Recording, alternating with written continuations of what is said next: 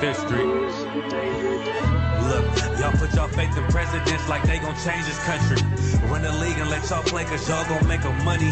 Fuck Obama, he ain't come here on cargo slave ship. What the fuck he do for blacks in his administration? I'm waiting, patient like a saint. Black, Hispanic, Native, they hate your ass the same. Hate Christ in their image, paint you as a slave. God ain't all love, scriptures say he hate. African soul niggas, they know we not the same. School to prison pipeline to get you off the streets. Put you in the cell toilet connected to the sink. Molested as a kid, she prostituted as a teen. The byproduct of Martin Luther King dream. They just took the yoke off, my nigga, we ain't free. We living bleak in these wastelands of poverty. If you don't know the truth, then the lie sound promising. Prophecy, gift and the curse. Dylan started killing, they was sitting in church. Black folk forgave him, man, this shit is absurd. You should never love your enemy, that shit ain't gon' work. Yeah, fuck dying on your knees, you better die in glory. Man, I joined the UPK, taught me the art of warring. I took a nigga life like mine to be recognized. I feel that pain every day, it can't be reconciled.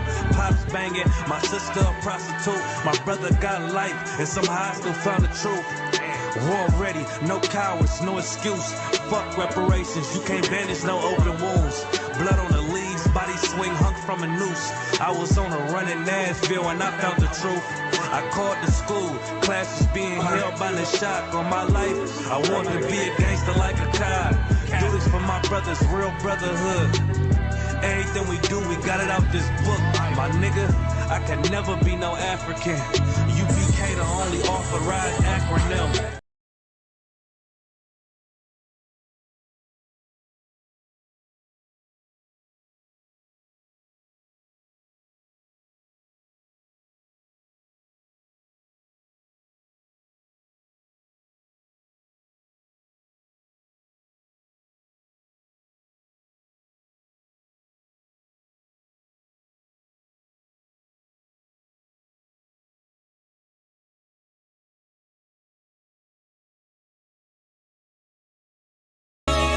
It's so soulful, so beautiful. You know what it is. So we came from the east, had to go to war just for me to find peace. Fuck the police, they got the mark of the beast. I'm on 125th, you can see me in the streets. Seen a nigga teacher fell in love with a priest, and a rush for the bread like we ain't got yeast. Put studs on my garment, now I'm late to the feast. I'm a Wild West nigga, you could check the receipts. Ask me where I'm from, so we came from the deprived of my innocence by shit I was exposed to. Everything I did I was supposed to. Suppose you was poor and living with the heat off. SSI paying bills, mama like how she gon' feed y'all? Couches we go to sleep on, bad water on stoves. Light bill overdue, it get cold, open the stove. Comcast get cut off, we cutting it right back on. Noticed it coming home, notices on the door. 30 days till you Vic U-Hauls, Motel 6, stay a couple of days, move in with a family friend. Promises for the first to pay you back on the third. Search for another house, they put our shit on the curb. Never uttered a word, came from a broken home. Mama was never there, my pops was a rolling stone. Just for me to find peace. Fuck the police, they got the mark of the beast. I'm on 125th, you can see me in the streets. Seen a nigga teacher fell in love with a priest, and a rush for the bread like we ain't got yeast. Put studs on my garment, now I'm late to the feast. I'm a Wild West nigga, you could check the receipts. Ask me where I'm from, so we came from the east. Leviticus 20 and 26, and ye shall be holy unto me, for I, the Lord, am holy, and have severed you from other people. God severed you, black man, from other people. You got no business joining the white man. You was brought here for slavery, now time of slavery is up. You're supposed to be in the ghetto helping black people. You're supposed to be getting them off of drugs, stopping the crime, re-educating them. That's what you're supposed to be doing. Instead, you a jungle monkey for the white man. You march down 6th Street begging the white man for your own civil rights. Came from the east. White man hijacked your civil rights movement. You running down 6th Street begging him to be part of it. When God said, I separated you from other people, man. Why you think black people don't love each other? You gave all your love to the white man. Well, it is, right? That's why you can't love each other. Got a lot to get into. Hopefully everybody can hear me all right. If I don't get done soon, I'm going anyway. Let's see if everybody can hear me okay. I think I'm going to go with it. I'm getting green light, stuff's flashing. I'm going to assume everybody can hear me fine. We got a lot of information to go over tonight. As you all can see in the title. I feel like something's going on with my camera. Hopefully that's just... Y'all let me know in the chat, Baba Kushar, or are we still having some issues? Let's see. I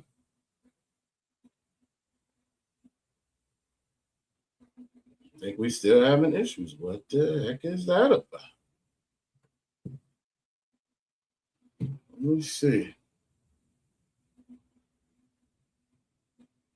Is it any better? Let me see. I feel like I see a glitch on my computer.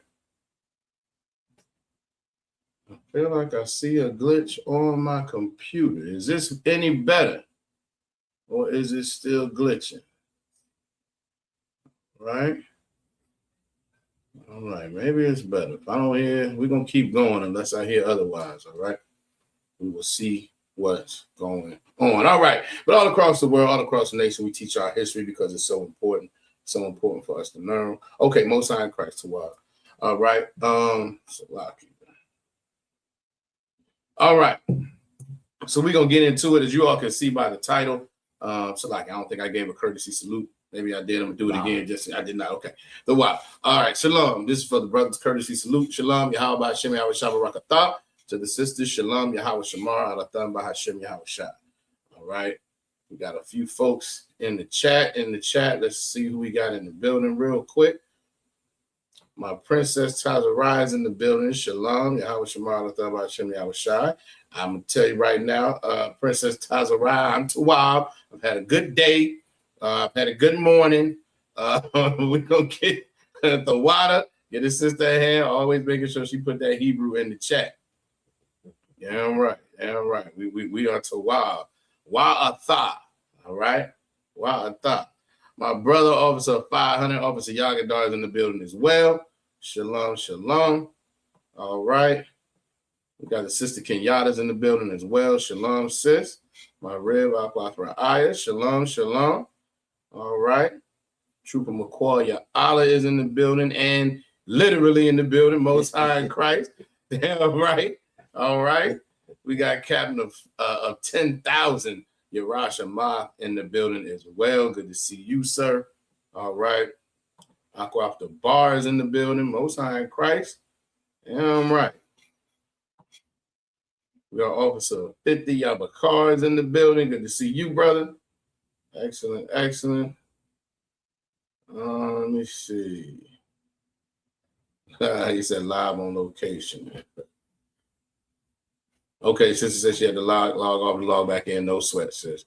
All right. I think right now maybe we good to go. I'm still seeing something on mine, but we're gonna keep rocking. You seeing it too? Yes, it is swirl. So it is still, so it's buffering. So is it buffering for everyone else? Let me check one more time before I get to going. Try to get this taken care of before it gets too crazy. Yeah, I think she's buffering. I think it is buffering. Why would it be doing that? So I can say, oh, Yai Quab. Yeah, you know what? That's exactly what it is. Officer Yai Quab and mess with he done put a gremlin in my internet. I think it's maybe what happened. All right. Nobody's saying nothing. I don't know if my phone is buffering or it's actually buffering, so I think I'm gonna let it go.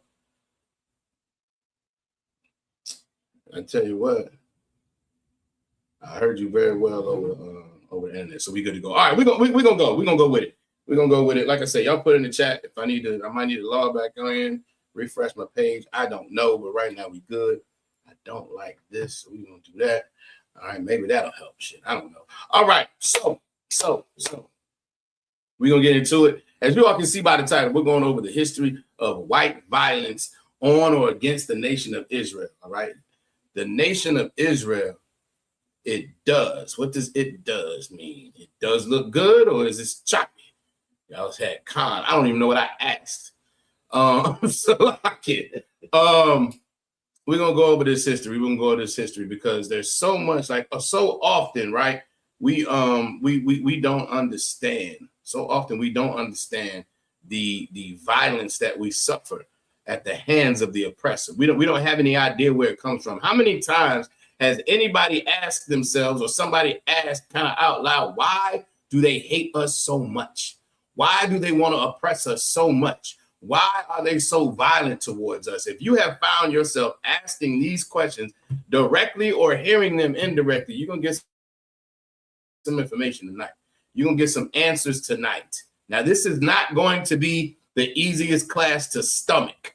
I'm going to tell you that right now, because we are going to go over a lot of the violence in our history in America, but we're going to start with the violence that the oppressor has conducted against us first in the Bible. Right. Obviously, y'all gonna give him a hand. He said they're gonna say black on black crime is the reason why. Right. That kind of nonsense. Matter of fact, we can start there. There's a whole lot of stuff that people say. Hey, here's one. Maybe we should just comply. Maybe these things wouldn't happen if we just complied. It wouldn't be so bad. Hey, you know what? If they weren't doing anything wrong, why didn't they just comply? All these crazy, when you really think about it, right? All of these weird justifications for the violence that our people endure. Salaki, I'm gonna get you to the doorbell's probably gonna ring in a second to get you to open it. All right. Okay. The one. So there's so many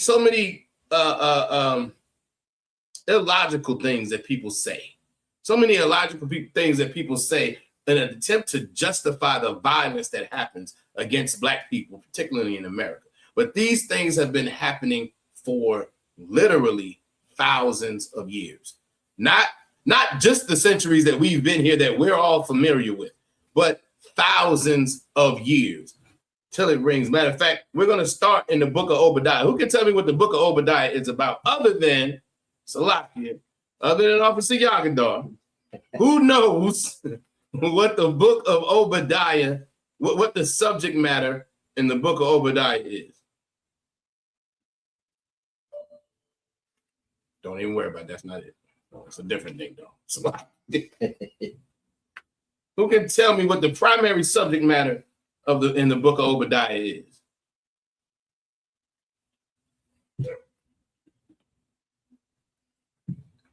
Akwata Zarakai is in the building as well. Shalom, Yahweh Shemar, Lathabah, Shem Yahweh Shai. Good to see you, sir.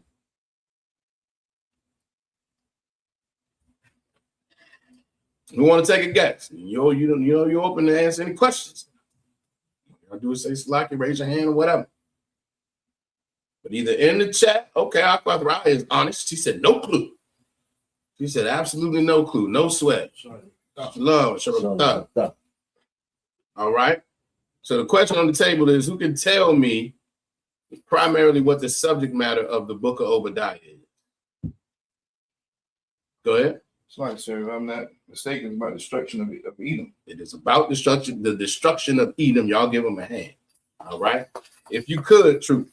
Yeah, right. If you could, Salakia. 1 second. Officer Shemaiah, I'm gonna get you to sit back on that side.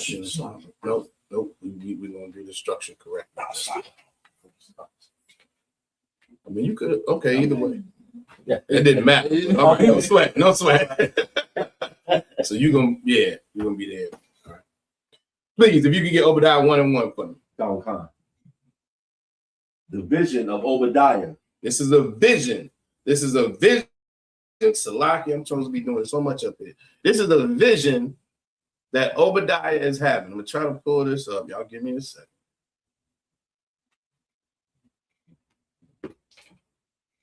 Look at that. Did all that scrolling for nothing. I'm gonna have to figure this out real quick. We got a lot of information to go over, and I'm slowing things down.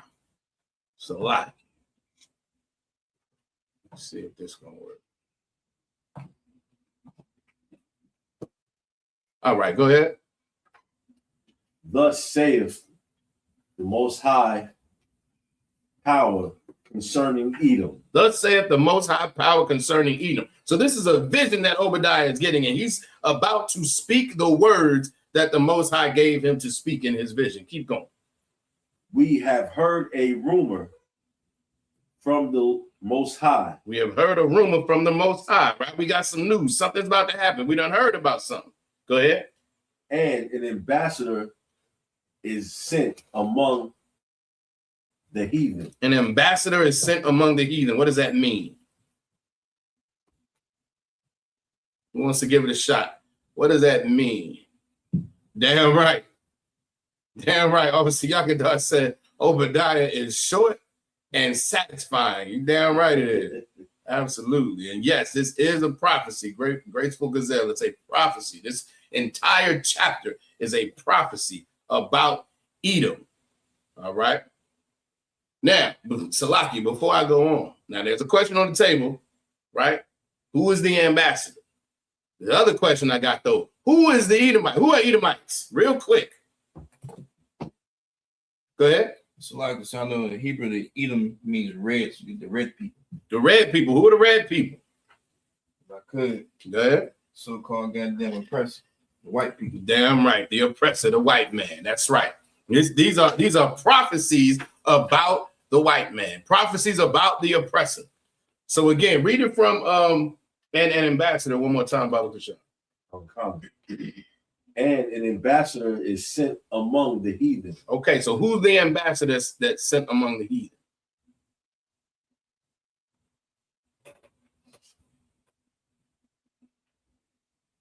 Either in the chat or anybody in class want to give it a shot.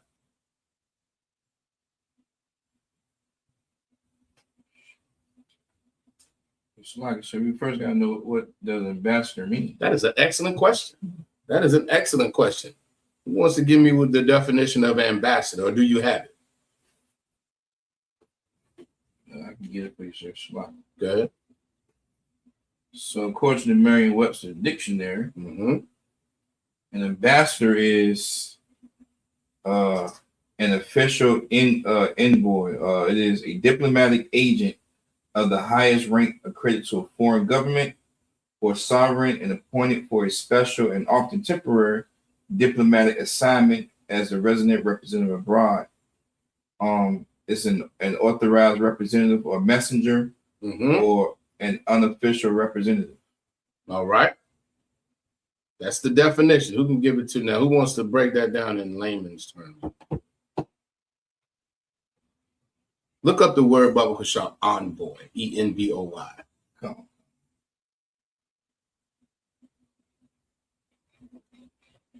Definition for envoy, which is another word for ambassador.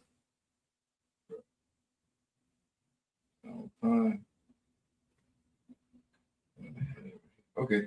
Definition of envoy. It is a diplomatic messenger. But the term also refers to several prominent companies. So it's you and Miriam? Like, I just want to make sure we didn't get the same one. Come. It is I put their government officials. They are government officials, but it's a little deeper than that, Bubba. It's like, sir. Good. It's a person delegated to represent one government in its dealings with another. That's good. A person delegated to represent one government in its dealings with another. So with that in mind, who might be the ambassador in this scripture? Go ahead. Did you raise your hand, Salah? That's like I was going an ambassador, so it has to be a messenger. Right. Yeah, I was going to hear the rumor from the Lord.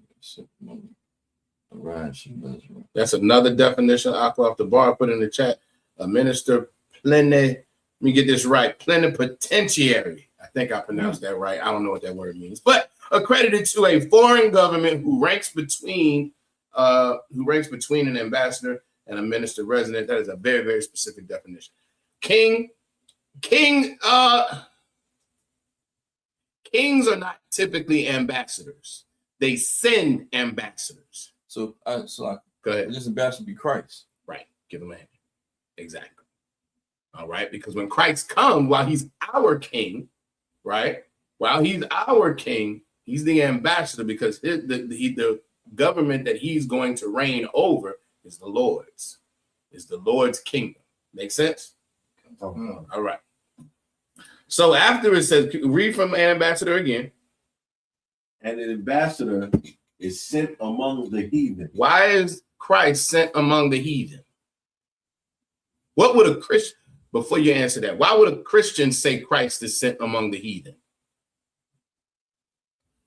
Sloppy, sir. Go ahead. To save everybody. To save everybody. That's what a Christian would say. What's the truth? Why was Christ sent among the heathen? Go ahead. To save his people. To save his people. Give me a little bit more. Why did he have to be sent among the heathen? Let me ask it a different way.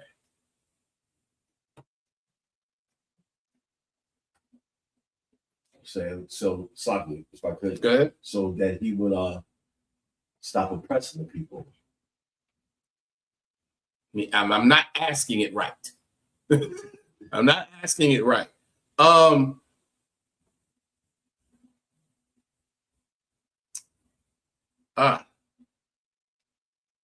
So an ambassador goes out, right?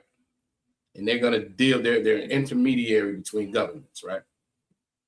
The reason why Christ had to go and is sent among the heathen is because that's where the children of Israel were scattered into. Because typically when you have a government, you're in a kingdom, you're in a country where everybody's there together.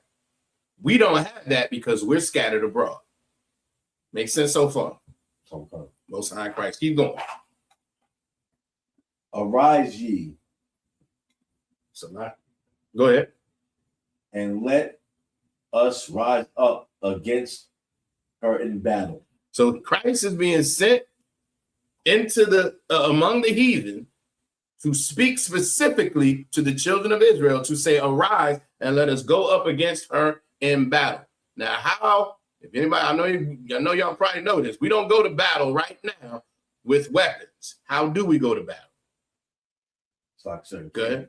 in camp. At Right? camp. That's that. Okay. Yes. Give me another way. Class.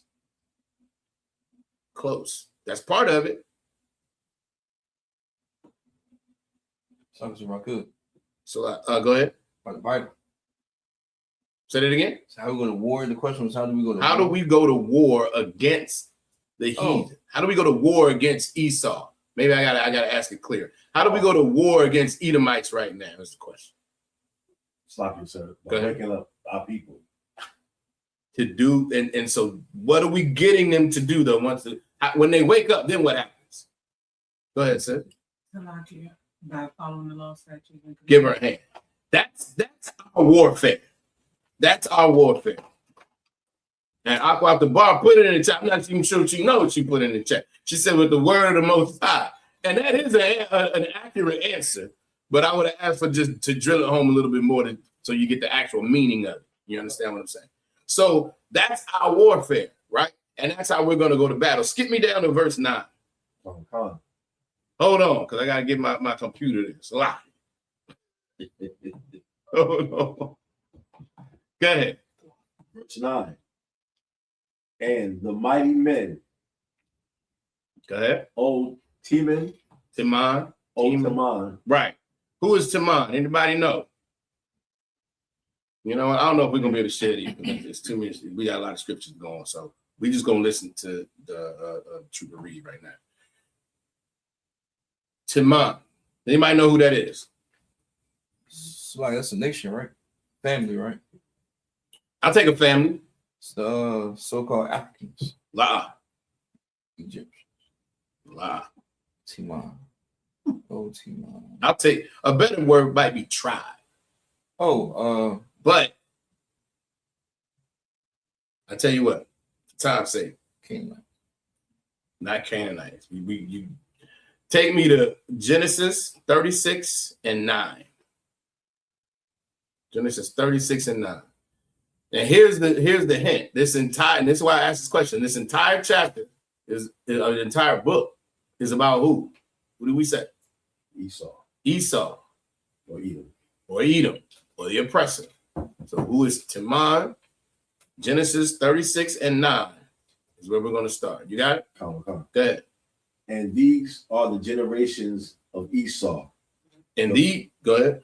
Sorry, the father of the Edomites in Mount Seir. All right. These are the generations. So they're about to go down the generations of Esau and the Edomites. All right. Keep going.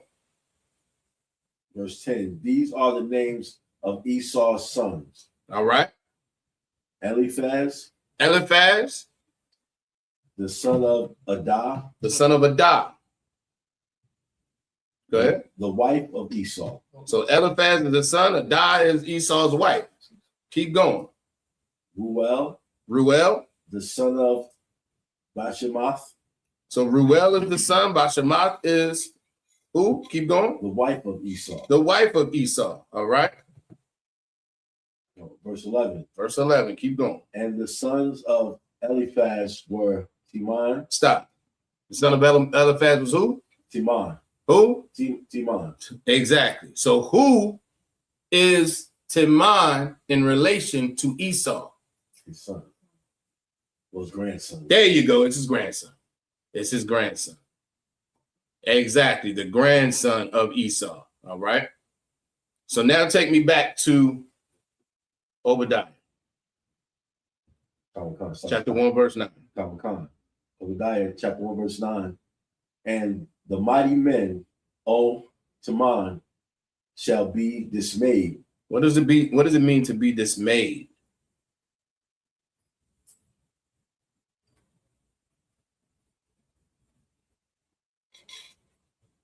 It's not good. Go ahead. Need to be destroyed. Not quite. I mean, not to be dismayed, to be misleaded, misguided. Anybody got it's you in the building. Anybody else want to give it a shot? I mean, the prefix this means not.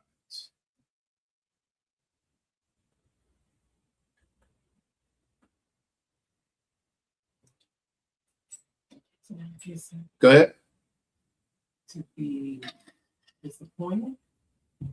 That's one way to say it.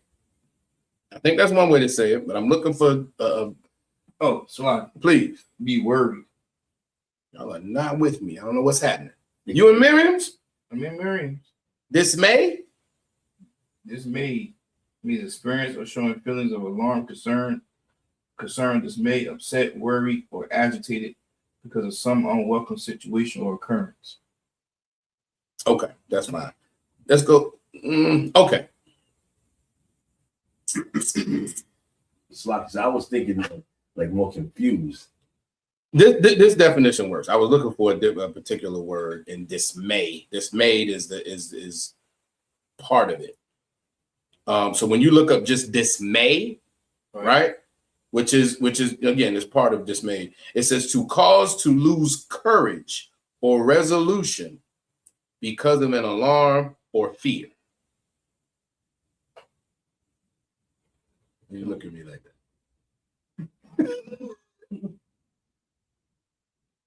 You got something you want to say?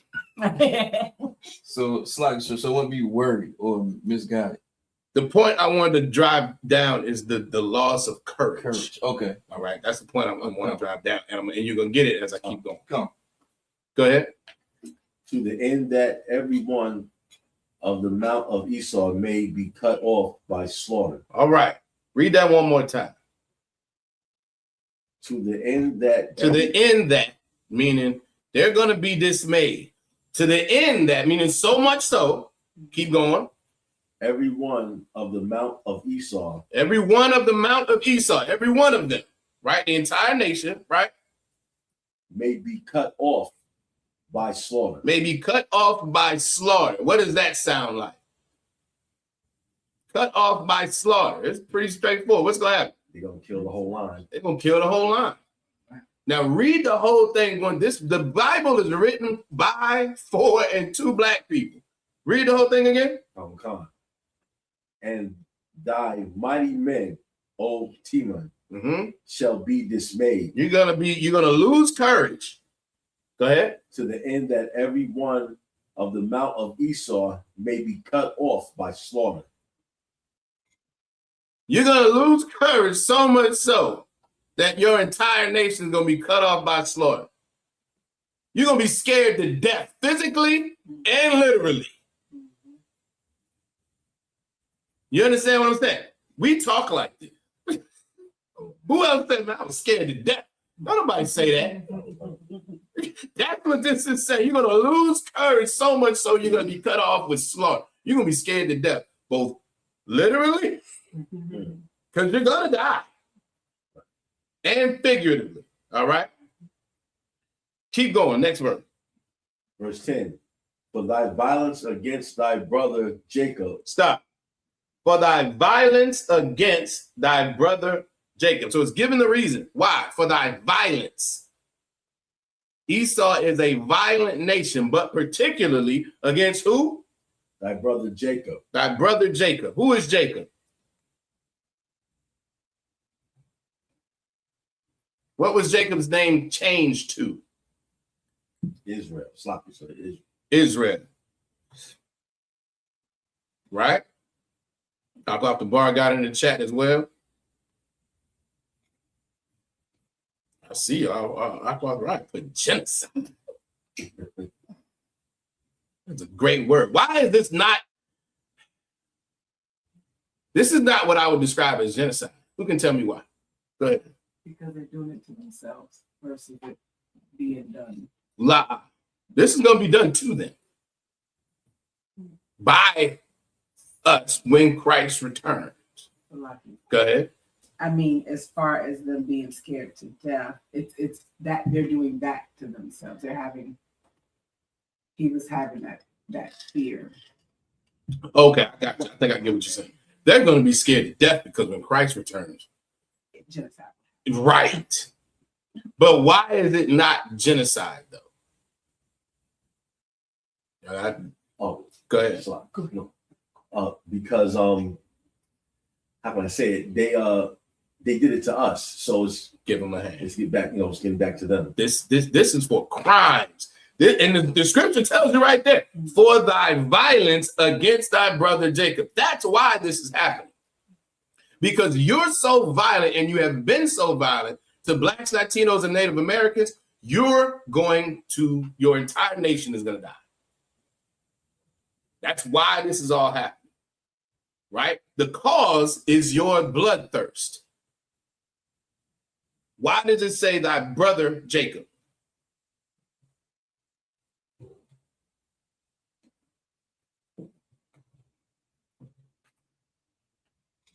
I say if I could. Go ahead.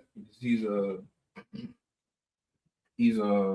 chosen by the Most High. He's the Most High anointed. Who's the Most High anointed? Israel, Jacob. Okay, here's my question. Why is the scripture calling Jacob Esau's brother? Is. Why? Are we brothers? So why is the scripture saying that? Because it was a Christian would tell you we're supposed to be brothers. Even the Bible calls them brothers. It's like they were born brothers, but the Lord Most High separated them from us. Give him a hand. That is the exact right answer. Aqua the bar is in the chat as well. They are brothers by birth. Take me to Genesis 25, verse 22. That is correct. By birth, if you will, they were brothers. But we are not the same nation. We are not the same people. And that is specified in the Bible. You got it? Go ahead. This is Genesis chapter 25, verse 22. Mm-hmm. And the children struggled together within her. Matter of fact, take me to 21. Genesis chapter 25, verse 21.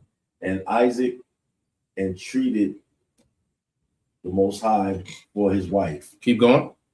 Because she was barren. All right. He entreated the Most High for his wife because she is barren. We're going to get a whole lot of definition tonight. What does it mean to entreat? You might want to guess before we look it up. It said because she was barren.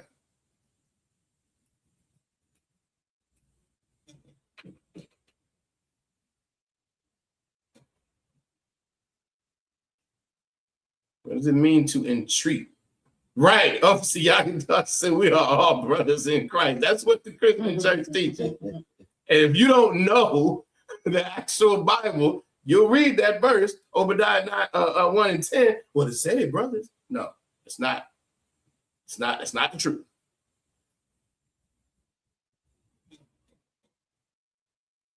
Anybody got an idea yet? Give it a shot. Entreat. Oh, so, Go ahead. Oh, I thought you like he sloppy, so if I could. Go ahead. I'm not really sure. I'm off the top of my head. He's like asking, like he's like advocating for her to be blessed so she can have a child. Give him a hand. He on it tonight. Damn near exact. I mean, damn near verbatim. Damn right. I off the bar, I put it in the chat. I think she got that straight from Miriam. It says to plead with, especially in order to persuade, to ask urgently, right? So read it again from the top, Baba Kushal, and stop hitting people. And Isaac entreated the Most High for his wife. All right. Oh, sorry. Keep on. Because she was barren. Because she was barren. So what is he entreating? What is he asking for? You said it. He wants a child, right? Keep going. And the Most High was entreated of him. Which means it worked. Most High was entreated. He was convinced, right? Keep going. And Rebekah, his wife, conceived. And Rebekah, his wife, conceived. Now let's stop right there. Sidebar. We talking about the violence of Esau. I want a sidebar right quick. She conceived, right? Did it say they had sex? Lies. How did she conceive a child?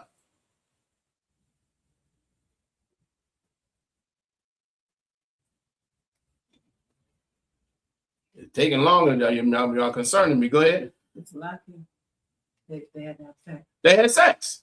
But it doesn't say that, right? But common sense tells us they had sex. How was Christ born? They had sex. They had sex. Joseph and Mary had sex. See how simple that is? All right. All right, so keep going. Verse 22. And the children struggled together within her. And the children struggled together within her. What does that mean? Go ahead. It's like, sir, they're performing on Braxton Hicks. Right? I say that right? Yeah, Braxton Hicks. You think it's Braxton Hicks? Nah, it was. I'm about to say that's your final answer. She was having a pregnancy, paying the fight between two nations. Stuff. Right. Even in her womb, they were fighting. Keep going. And she said, all right. if it be so, why am I thus? And she said, if it be so, why am I thus? Meaning what? The Lord had to make her pregnant. The Lord had to allow her to be pregnant because she was barren. Well, if the Lord did this, then why is this happening? Because you would imagine if you can't have children and the Lord blesses you to be able to have children, that it would at least be a successful, relatively smooth, pregnancy, right? And she is struggling. Why is this? Keep going. And she went to inquire of the Most High. And she went to inquire of the Most High. She's asking him, what's going on? Hold on 1 second. Captain Uriah put in the chat, sidebar, you can only be brothers and sisters if you share the same father. It has nothing to do with the mother. It's within the Hebrew definition of brother and sister. Most High Christ, the water, sir. Damn right. Damn right. All right. Off the bar said, be careful what you ask for, because now she's struggling with this pregnancy. Right. Keep going. Verse 23. And the Most High said unto her, 2 nations are in thy womb. 2 nations are in thy womb. Go ahead. And 2 manner of people shall be separated from thy bowels. And 2 manner of people. What does that mean? 2 nations are in thy womb, 2 manner of people. Go ahead. Okay. Two different types of people, 2 different nations. 2 different nations, 2 different races. We are not the same. We are not the same. And it's so interesting because you'll hear, Christian. Well, you hear Christians. I've heard Egyptologists. I heard anybody who wants to battle, right? The Bible. Well, if they got the same mama and the same daddy, okay, cool. Until the Lord says that they're two different nations of people. Once that's said, that's done. And then you see it play out. We're gonna get to it. We're gonna definitely see it play out. Keep going. And the one people shall be stronger than the other people. And the one people shall be stronger than the other people. Who is that? Who's stronger?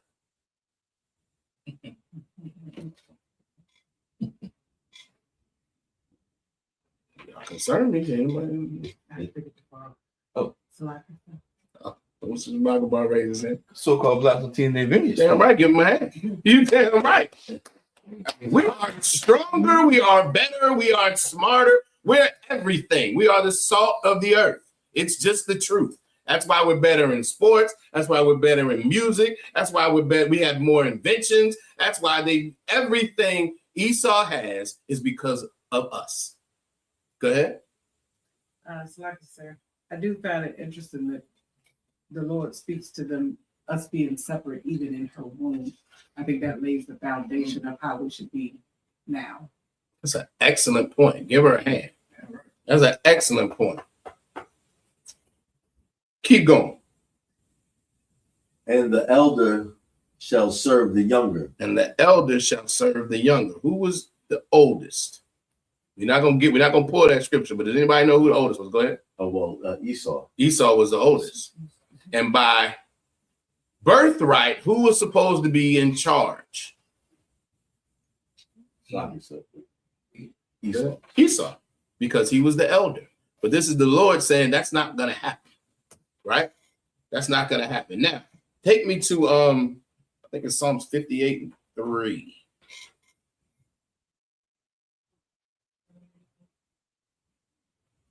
Thank you.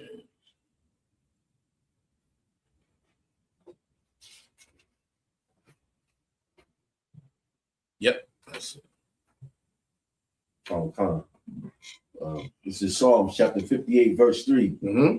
The wicked are estranged from the womb. The wicked are estranged from the womb. We didn't get along even in the womb because they're wicked. How do we know they're wicked? Keep going. They go astray as soon as they be born.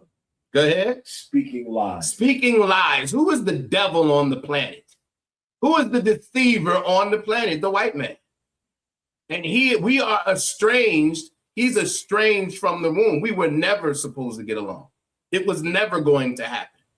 This is why Christianity and integration is so evil, because it convinced our people that we should now be accepting and join to someone in a nation that we were never meant to join to. We're supposed to be separate anyway, but definitely Esau, we are supposed to be separate and estranged from. It is dangerous for us to be in proximity to white people. That's how you have a Nolan Wells. It is dangerous for us to be in proximity to any other nation, which is why you had Cyrus Belton. And even when you defend yourself, like Carmelo Anthony, you still end up in jail because it's dangerous to be near the oppressor. Right. Take me to, let me see, is that where I want to go? Hold on, so like Genesis 27:41, Bubba. Sure. Okay. Yes. Genesis chapter 27:41. Mm-hmm. And Esau hated Jacob. And Esau hated Jacob.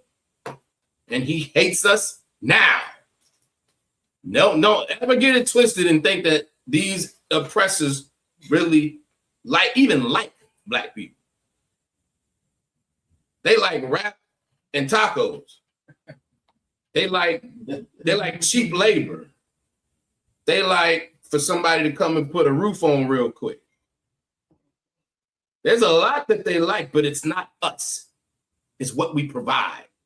It's what we give. It's our talents, but it's not us. Never get that confused. Keep going. Because of the blessing wherewith his father blessed him. Because of the blessing wherewith his father blessed him. What is this talking about? Brother Kushah's in the building. Shalom. Yahweh Shem Shabbarakatah. What is this talking about?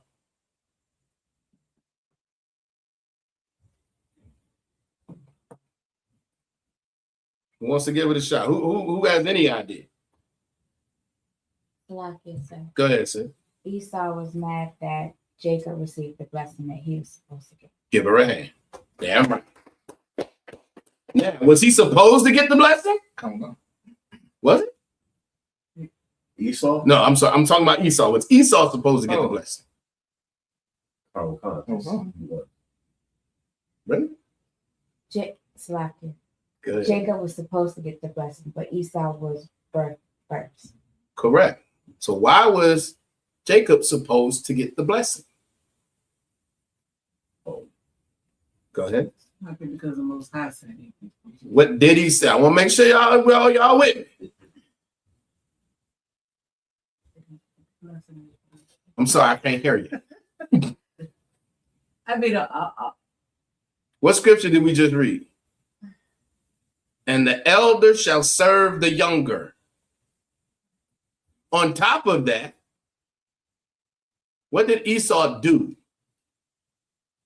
Esau did something to lose his birthright. Go ahead.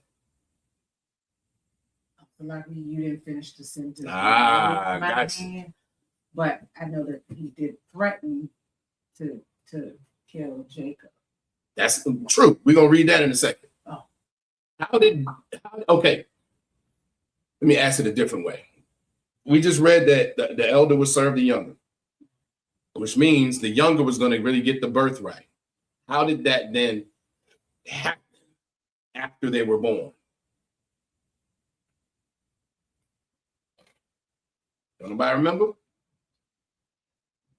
Go ahead. Salakia, sir.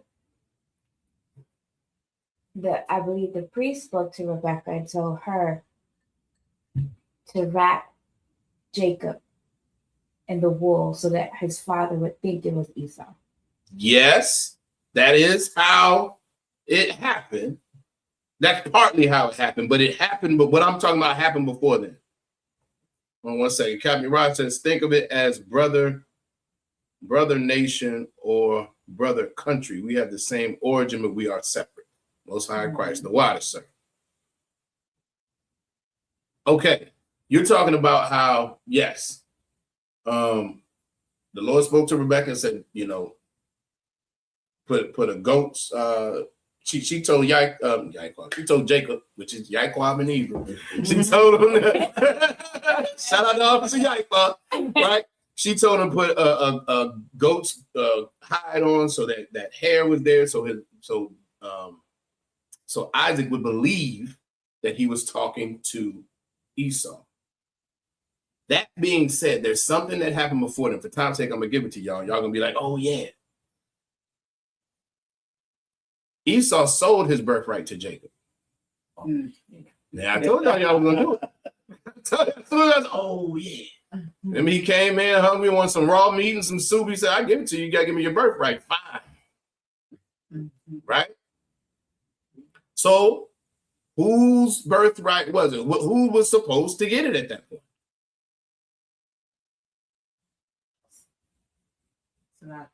Please. Jacob. Jacob was supposed to get it. The Lord said it. Then Esau sold it to him. And then Rebecca said, you know what? Make sure you go get that. This is what you need to do. Everybody with me? Read it from the top. Baba Kushan. Verse 40, Genesis 27 and 41. Mm-hmm.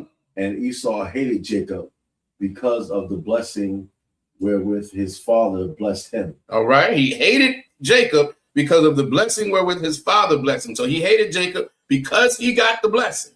Right? Keep going. And Esau said in his heart. Which is what? What is your heart? Your mind. Your mind. Exactly. Go ahead. And Esau said in his heart, mm-hmm. the days of mourning for my father are at hand. Mm-hmm. Then will I slay my brother Jacob. The days of mourning for my father are at hand. We're mourning right now. when they're done, I'm gonna kill them. You gotta go. Now think about this is Esau, this white man. He sold his birthright. Who you mad at? You want that raw meat, like You wanted the raw meat in the soup. Who are you upset with? Now think about how much stuff that Esau does now. And you want to then put the blame on someone else. Primarily blacks, Latinos, and Native Americans. You want to blame us for what you did. You want to use us as the scapegoat for something you did. that's why, sir, I could. Please. You know, it's talking about the goddamn white man because they still like their steak medium well. Medium rare. It's like it, right? Yeah. See, like the steak medium rare. Give him a hand. He's absolutely correct. I love to tell this story. When I was my first couple years in college, I worked at a restaurant. I'm working on the grill. I'm cooking steaks. Waiter comes back there. He said, I just put an order in for a rare steak. He said, I was talking to the guy. He said, he normally has to send his steaks back because they're cooked too much. And he wants to make sure this is a rare steak. I said, no problem. My goal was to get it sent back because it was too raw. That was my goal.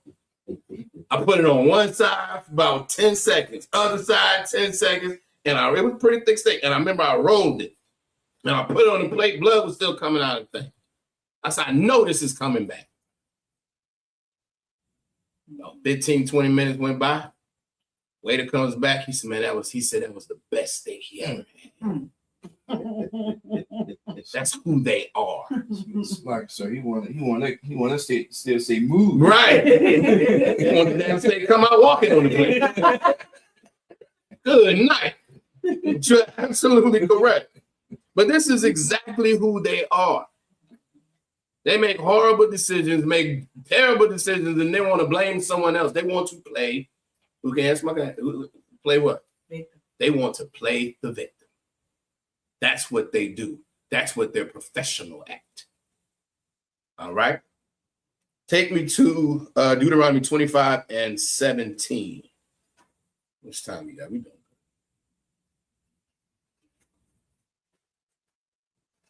Now, this is the spirit, right, that is on Esau, has always been, right? This is why we battle. This is why we can't come together. Go ahead. Deuteronomy chapter 25, verse 17. Remember what Amalek did unto thee by the way. Who is Amalek? So it's like, sir, so-called Jewish people today. So-called Jewish people today. Are they Edomites? God. Yes, they're a tribe of Edom. All right, just like we're Israelites and we have different tribes, they're Edomites and they have different tribes. All right, so it says, remember what they did unto thee by the way. Keep going. Right, Salaki. Oh, see, y'all can snake and have small hands. Exactly. Keep going.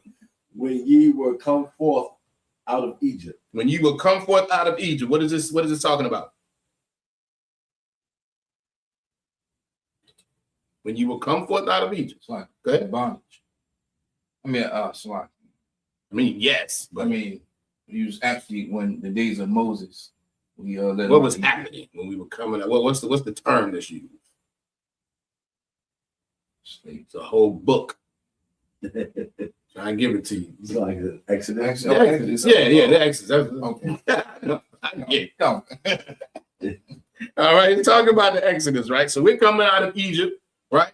Everybody know we was in the wilderness forever, 40 years, right? Because brother was too scared to go into, that's a whole other class. The brothers were too scared to go into the promised land. Keep going, Bubba.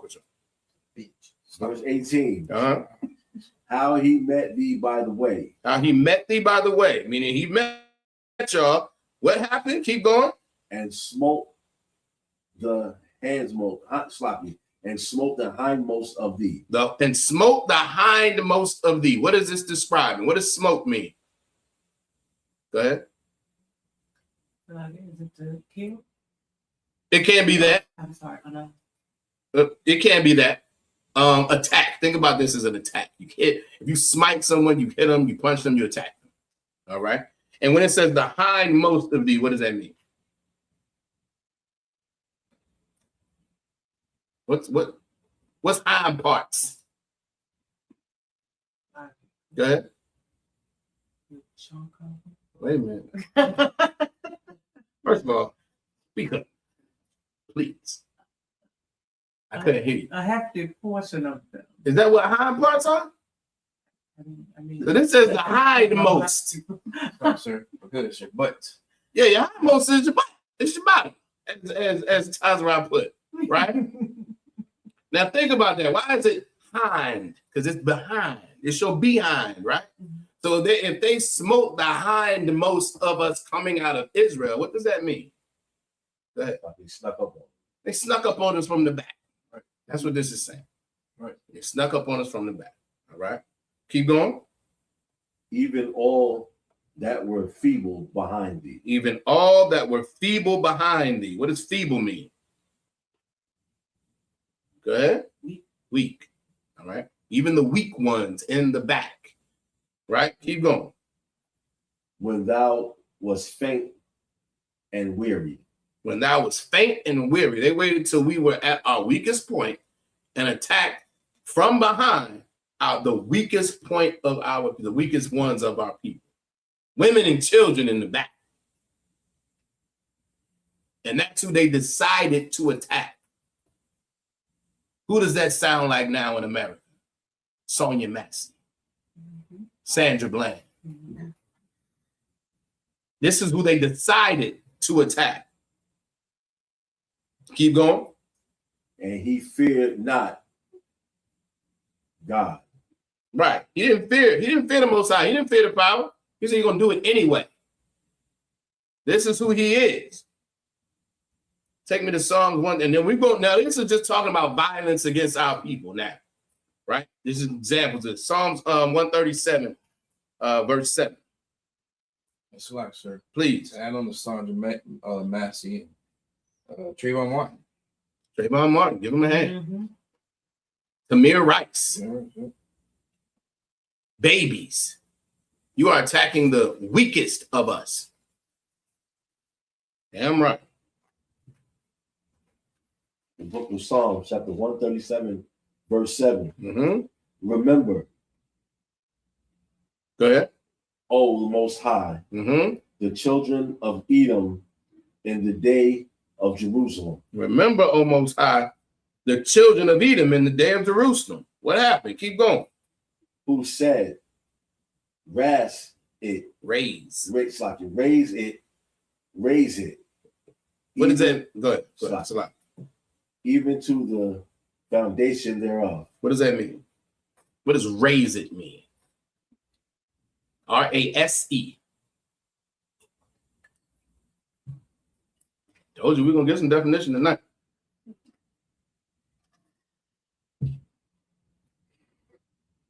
R-A-S-E.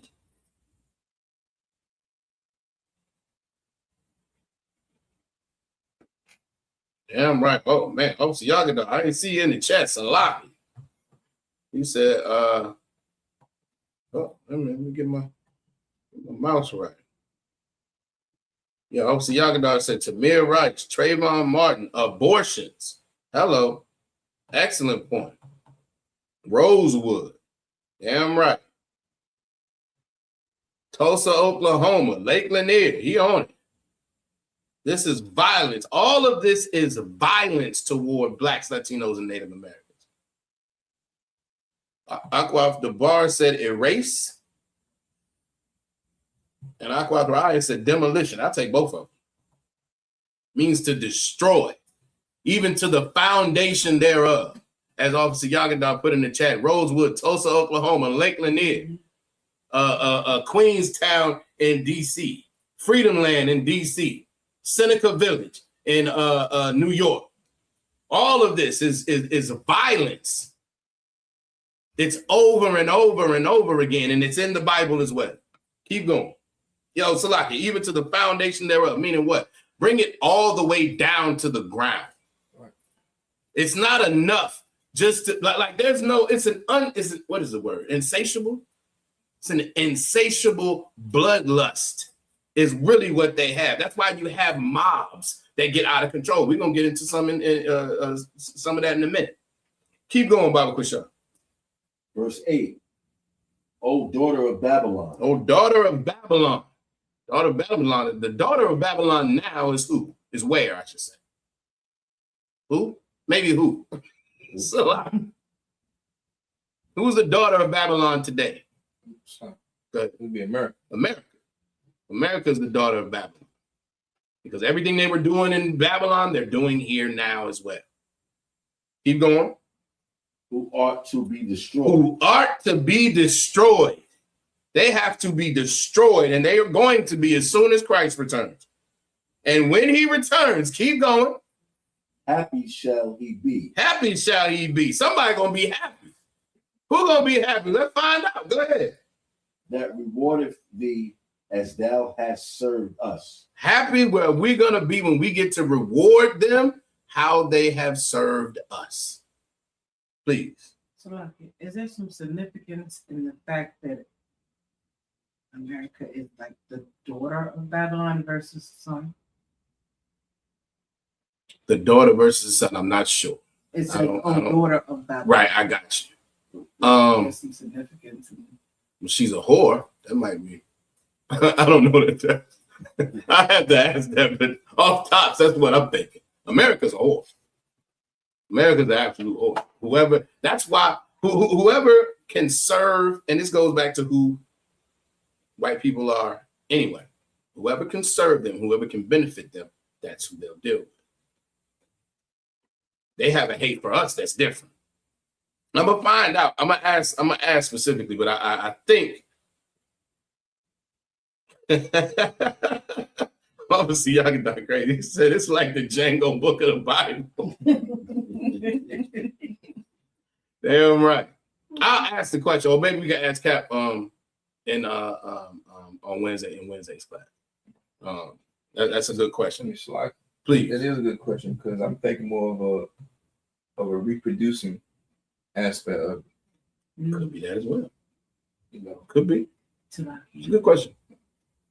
anybody take that? I'm gonna use that as my question. For when Oh, you claiming dibs on the question? I highlighted it. You highlighted it. All right, no sweat. Everybody ask our qualified question on Wednesday. All right, so keep going. Verse 9. Happy shall he be Happy, son. We're gonna be some more happy. We're gonna be more happiness. Keep going. that taketh and dasheth thy little ones against the stone. We're gonna be happy when we get to dash their little ones against the stone. This is why war is for men. Because you might have to, everybody gotta go. And we know y'all sisters love some little kids. Y'all damn near don't care. Listen. Black women, Latino women, they love some little babies. Oh, look at it, it's so cute. I know. And he got to go. He's gonna have to go because he's gonna grow up and be a psychopath. He's gonna grow up and be a psychopath and unalive everybody sitting here because we're in Christianity and we're in the damn church. They sitting in the church praying for him while he's shooting everybody. But when he about this big, oh, he's so cute.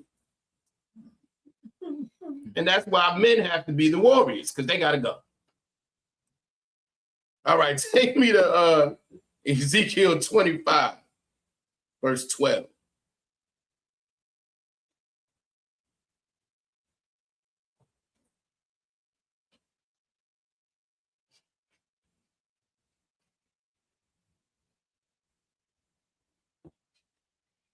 This is Ezekiel chapter 25, verse 12. Mm-hmm.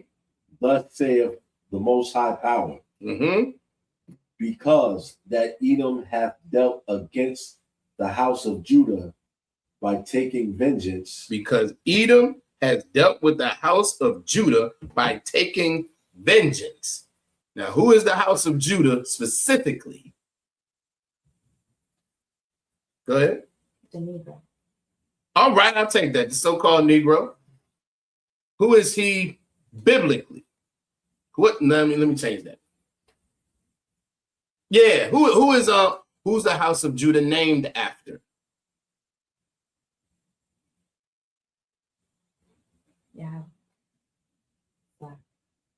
Go ahead, Rachel. Yahweh. La. I did it on purpose. You wrong and out of order. No, I'm saying, who is the house of Judah named after God? Sorry. Oh, sorry. Good. You have to No. handle first. Like you want the specific law, just like I can say the son of one of the sons of Israel. You can say whatever. Say both. The sons of, I don't know. That's what I'm just saying. The son of one. Say both. The sons of Israel. The sons of Israel. One of the sons of Israel. One of the sons of Israel. That's what I was looking for. Which is the progenitor of the 12 tribes. The 12 tribes are named after the 12 sons of Israel. And Judah wasn't the first one, but he did rise to be the leader of them all. All right, keep going. So what verse was that? 12. Okay. Oh, so like before you go, this is again talking about vengeance. This is talking about violence. All right. This is you want to need the scripture? Ezekiel 25 and 12. All right. Go ahead. And have greatly offended. He's offensive. Go ahead. And revenge himself upon thee. He's decided to take revenge upon them and upon us himself. Right? What revenge? This is the same damn revenge that you playing victim for. And if I did nothing to you, man, you made a horrible decision. That's it. You made a horrible decision. You're like a little kid. Anybody ever know a little kid? You know, you trade toys, right? And then you trade the toy and you got a better deal, and now this nigga's mad. Now you want your toy back. Then you gotta get parents involved.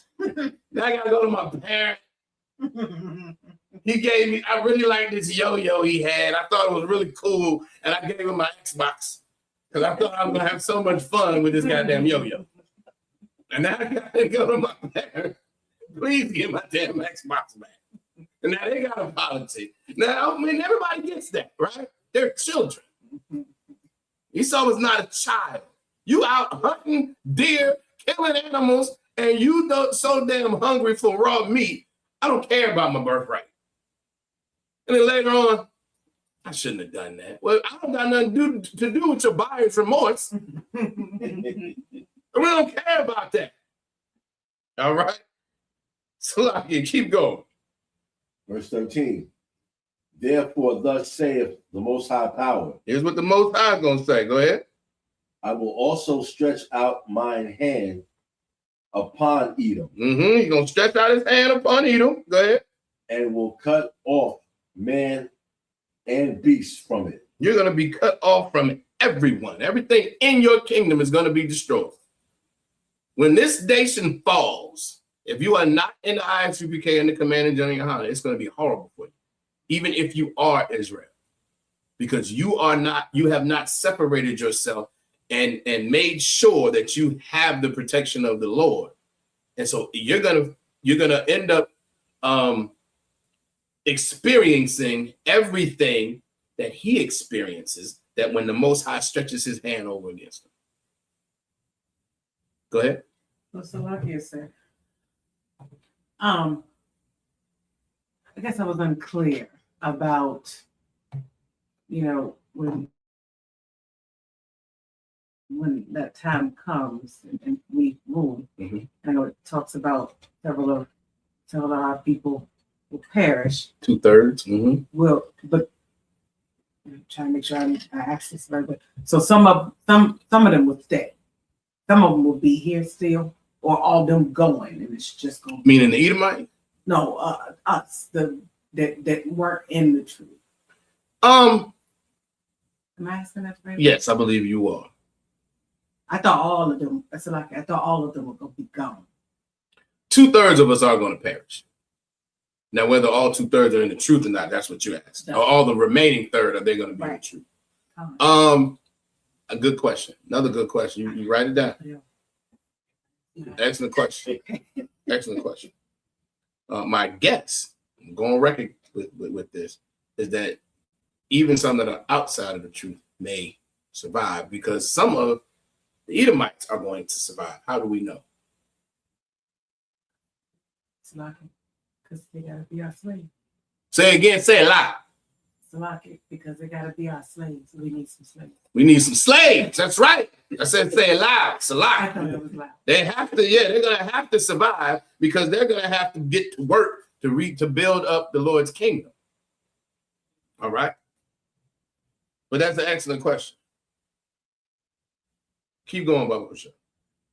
And I will make it desolate for Timon. I will make it desolate for Timon. Same talking about the Edomites. They're going to be destroyed. Keep going. And they of Dedan shall fall by the sword. Which is another tribe of Esau. They're going to be destroyed as well. All right. Verse 4. Oh, yep. Verse 14. Verse 14. And I will lay my vengeance upon Edom by the hand of my people, Israel. What does that mean?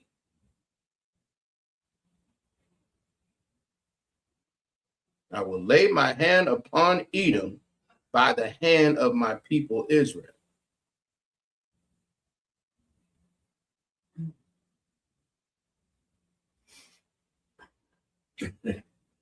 Anyone? He's going to give us like the strength or the power to kill them. We're going to war. We're going to war. And we're going to win. We're going to prevail because Christ is going to return and it's going to be a wrap up. Please. Salaki, one more question. One more question. One more before the next one. So a lot of times we talk about World War III. Yes. Do we have a hard? It's going to be the World War III. That's going to be the one, or say what now?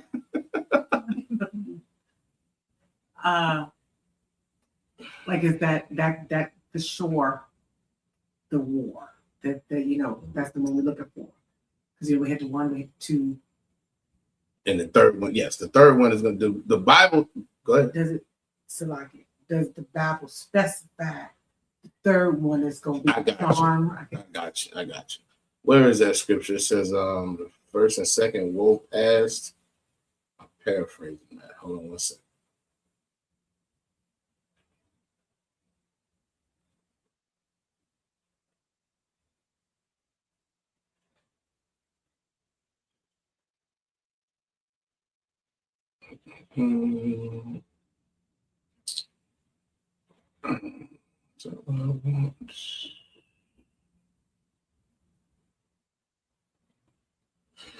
Revelation 9.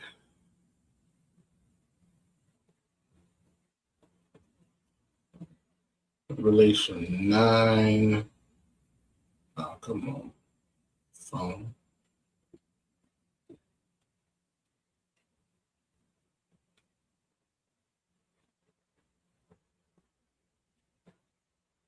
Revelation chapter 9, verse 1. Let me see. I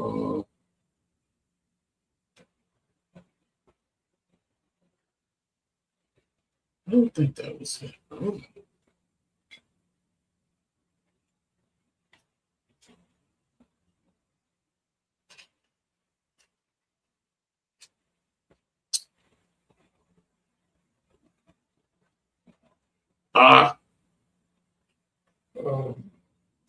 Yeah. I won't throw you off. No, I you can do. hold it. You got Slack officer. Con, you said trying to get you. Yeah. What was it? What you guys said again? It's the description talks about the first and second woe is past, and there will be a third woe. And I'm paraphrasing, so I'm probably chopping it up.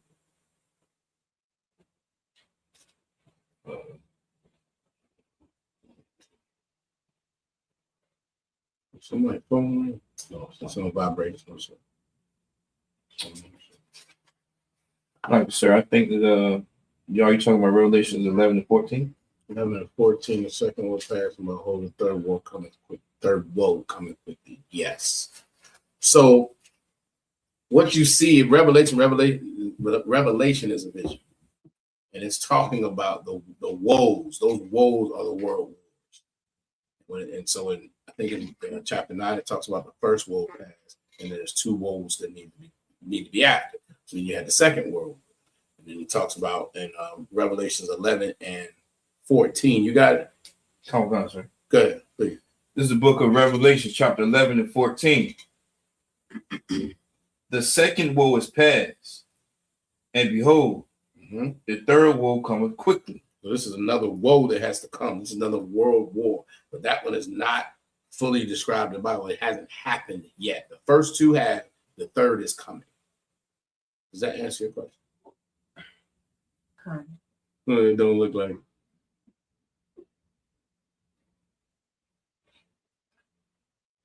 Go ahead. It says it says that there will be a third one, but is that the one? Well, it don't call for a fourth woe. Okay. I don't know what I'm not sure I'm asking your question, but you No, I see. do you? I can't. Okay. I'm probably not explaining it well. So No, you are. I just want to make sure. We'll make sure we ain't gotta go through it. Make sure ahead of time. So this is it. Ain't that happening after this, right? That's where you going with it. Believe me, listen. The Third World War hit. I don't think you're gonna be that concerned about what it was the last one. I ain't doing this again. Go ahead. That's like, sir. Let me know the third war. It has to come by fire. Right. Correct. Right. So based on that instance, we know that right now in the world, it's a big thing about having nuclear power. That's right. That's the reason why Iran backed out of the deal with the U.S. because Trump wanted to take their nuclear weapons. That's right. So right here in Zechariah, if I could, Zechariah 14 and 12. This should give more of a inference of this war. This is Zechariah 14, chapter 12. And this shall be the plague wherewith the Most High will smite all the people that have fought against Jerusalem. Their flesh shall consume away while they stand upon their feet, and their eyes shall consume away in their holes, and their tongue shall consume away in their mouth. Right? So basically what that's basically saying, like, the only way your flesh can consume away while you're on your feet is just by you practically being burnt. Your eyes just ain't gonna just sink in this, it has to be melted and burnt away. Right? So like let's just describe it like how this is giving more of a categorization, I believe, of the vision of how this will actually look. Absolutely. Give him a hand. Give him a hand. Because has anybody ever seen, I don't know which Terminator it is. I think it's the first one. Maybe it's the second. Either way. What's the chick name? Jane Connor. That was the character. Sarah right? Connor. Yeah. Sarah Connor. Yeah. And she was damn right. She was standing there, and I think she had like her hands on the gate. She was just kind of looking through, and the next thing you know, there was this explosion, and essentially it was meant to simulate an atomic bomb. Right. And she's holding on to the gate, burning to death. That's what that's describing. There, she's on her feet, and all of her skin is melting away. Her tongue, everything, her eye, everything's gone. The only thing left is skeletons when it was over. And when it talks about the lake of fire, that's going to be America because it's going to be thermonuclear war. All right. Where were we? Ezekiel 25 and 13. Most High Christ. Keep going, Bubba Kashan. Matter of fact, read it from the top. From Con. It's Ezekiel chapter 25, verse 13. Therefore, thus saith the Most High Power, I will also stretch out mine hand upon Edom, and will cut off man and beast from it. Right. And I will make it desolate from Teman. That's like, how you say Teman? Taman. Saman, and thy of Dedan shall fall by the sword. Right. Verse 14. We broke that down. So we Verse did verse 14. 14. And I will lay my vengeance upon Edom by the hand of my That's where we people. were. That's where we Israel. were. That's where we were. So right. So we are going to war when Christ returns.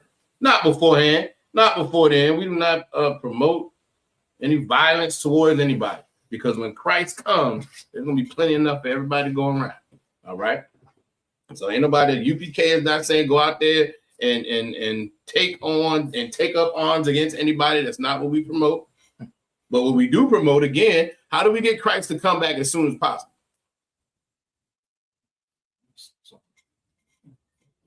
Go ahead. So I said about fishing, by bringing in more so-called Blacks, Latinos, Native Indians into the street. To do so that more of us do what? Good. Follow the law, statutes, and commandments. By coming back to the law, statutes, and by coming back to our culture. That's what does it. All right. Keep going. And they shall do in Edom according to mine anger and according to my fury. And we're gonna do to Edom according to the Lord's anger and the Lord's fury. We're gonna dash babies with stones. We're gonna listen. They're gonna have to pay. It's not genocide again, because this is the response to centuries of warfare against Blacks, Latinos, and Native Americans. All right, keep going. And they shall know my vengeance. And they shall know the Lord's vengeance. They're gonna know the Lord's vengeance, right? Go ahead. Saith the Most High Power. Saith the Most High Power. It has to happen so they know the Lord's vengeance.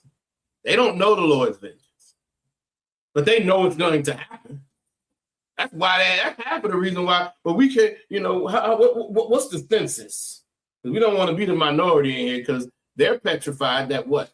That if we become the majority, we'll do what they've done to us. Right. Because they know what they have done to us are crimes. Right. They're aware. They just want, I hope it don't happen. No, it's going to happen. It's going to happen as soon as Christ returns. All right. Take me to chapter 35, verse 5. The book of Ezekiel, chapter 35, verse 5. Because thou hast had a perpetual hatred. A perpetual hatred. What does perpetual mean? Forever. Continuous. Does not stop. They have a perpetual hatred. Understand this. There's not enough suits you can wear. There's not enough hymns you can sing in church. There's not enough years you can shave your face trying to look like them. There's not enough smiling in their face and looking, dressing in khakis and boat shoes. There's not enough of that is going to make them love you. Because they have a perpetual hatred for Blacks, Latinos, and Native Americans. There's not enough assimilation. Right now, you hear a lot of times, well, we don't dress like this, and they don't dress like that, and they look this way and look that way. Go back 50 years. What did everybody look like? What did brothers dress like? You might know? 50, 60 years. What were our people dressing like? Like Slavians. So. Go ahead. Like them. Like them. Mm-hmm. Exactly like them. And what was happening? Yeah. Right. Water spray, dolls. We were still getting abused, still getting tortured, right. Still getting unalived. Right. It doesn't matter how much we attempt to be like them. They have a perpetual hatred for us. Keep going. And has shed the blood of the children of Israel by the force of the sword. They have shed the blood of the children of Israel by the force of the sword. Right. Officer Yagadon said people getting lynched in three-piece suits. I'm going to share a story with y'all in a minute. We might even have to fast forward to it. They lynched us on the grounds of the church. Right. What has Christianity done for our people? Nothing. Nothing. Read that again, Baba Kushar.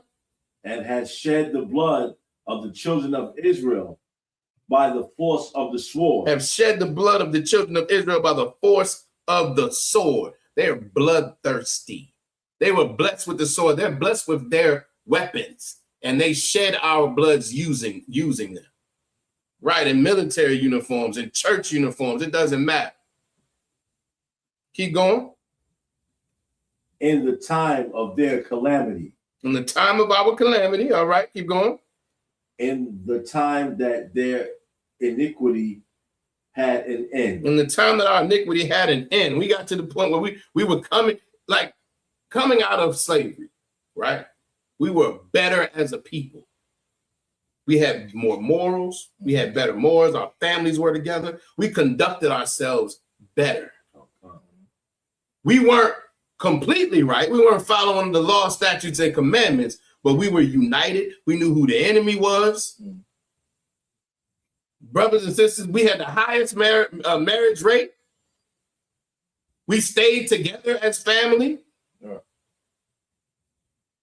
And then we integrated.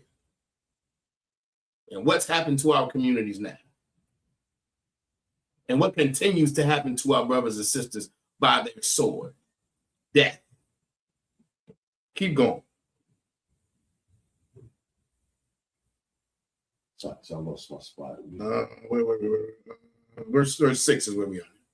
I'm fine. Therefore, as I live, saith Most High Power, right? I will prepare thee unto blood. Then you're going to be prepared unto blood. Now you have to reap all of the repercussions of your actions because of what you did, how you touched the children of Israel, how you touched God's chosen people, how you touched Black, Latinos, and Native Americans. You're going to have to pay for it. Right. You're going to have to pay for it. What kind of, as much as the Christian church wants to, I believe in God and God is great. If God is so wonderful, how would an entire nation get away with what they've done? If nothing else than that, if God is just, how is it that everybody goes to heaven? The raper or the graper and the grape, how do they both go to heaven? Keep going. It's like, please. It's like, and to be, what you saying is so heavy because we want to integrate with them so bad. I mean, at first they was sicking dogs on us and beating us with poles and Rotten Kinging us to death and all that type of stuff, which they still kind of do. But now the percentage is lower of them doing that. The percentage is higher of us actually unaliving our own selves. That's right. Right? Why? Because we integrated and we adopted their customs. So we just doing their job for them. That's right. Absolutely. Because we're acting like they do. Keep going. And Salak, if I could, this is why it was always so important for us to be separate. This is why we can't join with other nations. Because we join with other nations and then we take on their lifestyle. Here's the reality. White people hate each other. They do. That's why, like, you think about them countries in Europe, they don't get along over there. And even when they came over here, and if you watch some old gangster movies, Polish people didn't like Jewish people, who didn't like Italians, who didn't like Irish people. They don't like each other.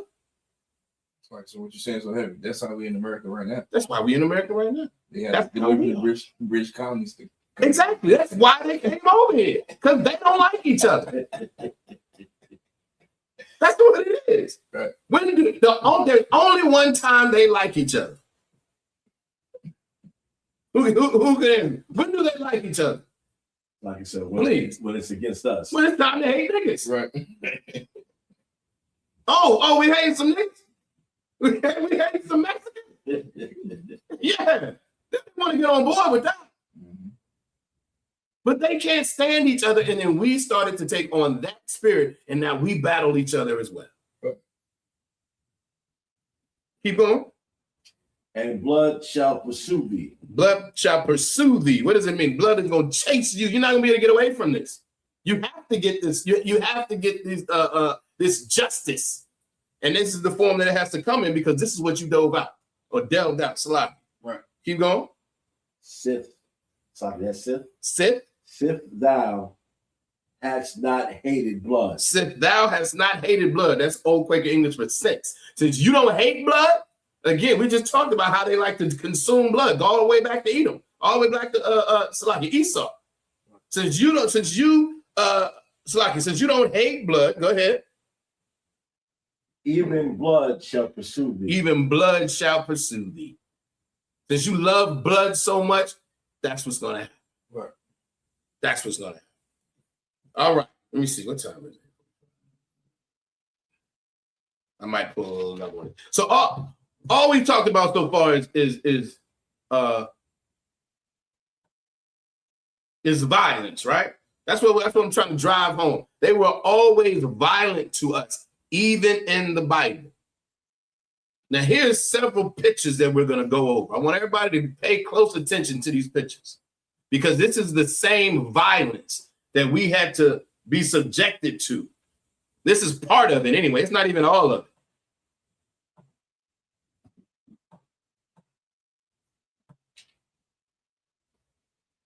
Now, hopefully y'all can see this. Y'all might not be able to. Hopefully, maybe y'all can see my mouse. I don't know. But there is a bridge full of people. Y'all see what's under that bridge? Can y'all see that? Oh, God. There's a brother and sister hanging under that bridge. And look at this mob up top, posing for the picture. Violence.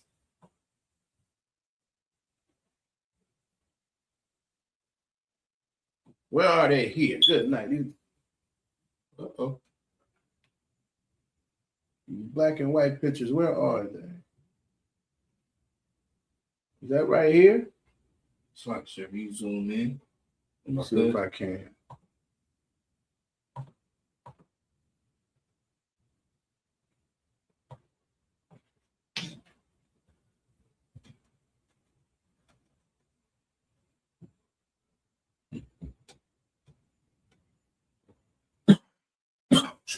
I'm missing this one. They're in there somewhere.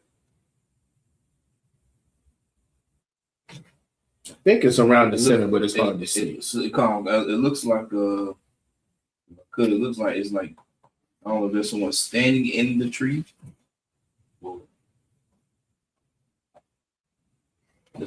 Yeah, this one's hard to see. Let me go to the next one.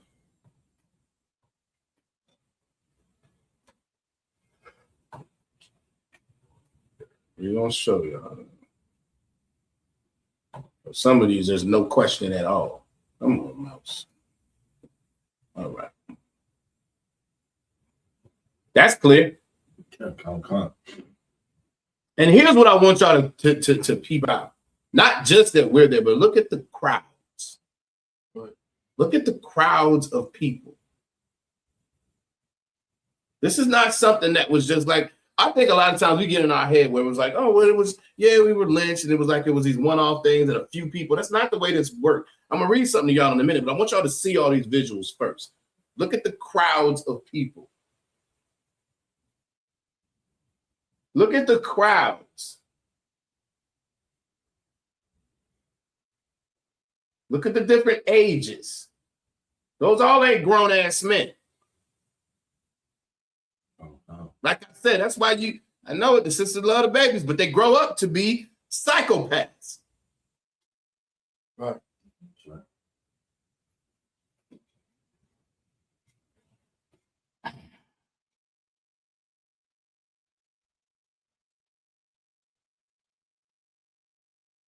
Nobody's grimacing. Nobody here thinks this is disgusting. Salaki, it's a no remorse. No remorse. It's like my cousin, like Please. a trophy for him. Like a trophy. And how do obviously serial killing ain't our thing. That's Esau, right? Right. Crowds. What's something that's typical when you have a serial killer? Oftentimes their family will say, or they'll talk about their childhood. What's one thing that runs in common? Anybody know? Go ahead. They tortured insects and animals. They tortured insects and animals. Damn right. Obviously, y'all get done. Family fun. Exactly. You stop. Slack. I'm reading all your comments. I can't say what you're saying yet because I gotta read something. Don't y'all read? Obviously, y'all get those comments. They tortured insects and animals, and even Esau will say, "Yeah, that's I think a sociopath is what they call it. You have a lack of empathy, right?" They didn't have a problem with this stuff. Right. They didn't have a problem with that at all.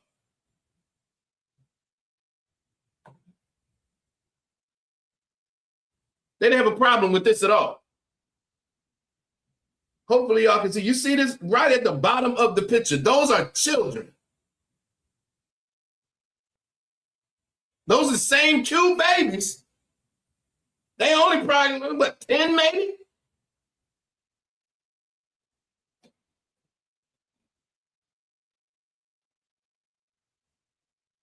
Let me see. Where's my article? Hold on. That's not it. That's not it. It's like if I could. Please. Christianity, being a part of Christianity will have you forget about these things. Correct. Being a part of Christianity will feminize the man's mind, right? The woman, she's going to desire just be emotionally intact and just go with it, just based off her emotions. Right. But the man will already the Christian will feminize the man into thinking that everything is all right. We still brothers at the end of the day. Correct. Like we can't get our lick back. Correct. But the Most High is telling you that, hey, you're going to get your lick back. But Christianity, guys, saying, I want my lick back. I just want love. But God is a man of war. He said, this is how you're going to get your lick back. That's right. That's right. God is a man of war. How are you out here just loving the person that unalives your family? How? God is a man, the Lord is a man of war, right. And you think you have to love those right. that did nothing but commit war crimes against your entire nation. Mm-hmm. And somehow that's the way to salvation? So it's like, I can't get my lick back. I can't get my lick back. And that's supposed to be, this is a just God? But it's like, sir, if I could. Please. Mamas always told us, if somebody hit you, you better hit him back. Better hit him back. So in this instance, I can't hit back. Now I can't hit back. Okay. Now I can't hit back. You know what I mean? So this right here, right? This is I think it's from a book. It says Lynching in America. I hope I can read this. It says that one Kentucky lynching young white children between 6 and 10 years old bought wood and tended to the fire in which the victim was burned. The children are doing this. All right. It says boys especially were expected to actively engage in lynchings. Their roles expanded as they got older. As young adults, they took on a direct role in the torture and murder, unaliving, saliving. This was the expectation. It says an African-American woman who worked for a white family in Alabama during the lynching era observed that lynching messages came early and burrowed deep. Quote, I have seen very small white children hang their black dolls. This is not, and what they will say, what people say, well, this is a learned thing. No, it's not. It's who they are. Right. How do you learn this? And even if, let's say, worst case scenario, right? Let's just give them a full benefit of the doubt. It was learned.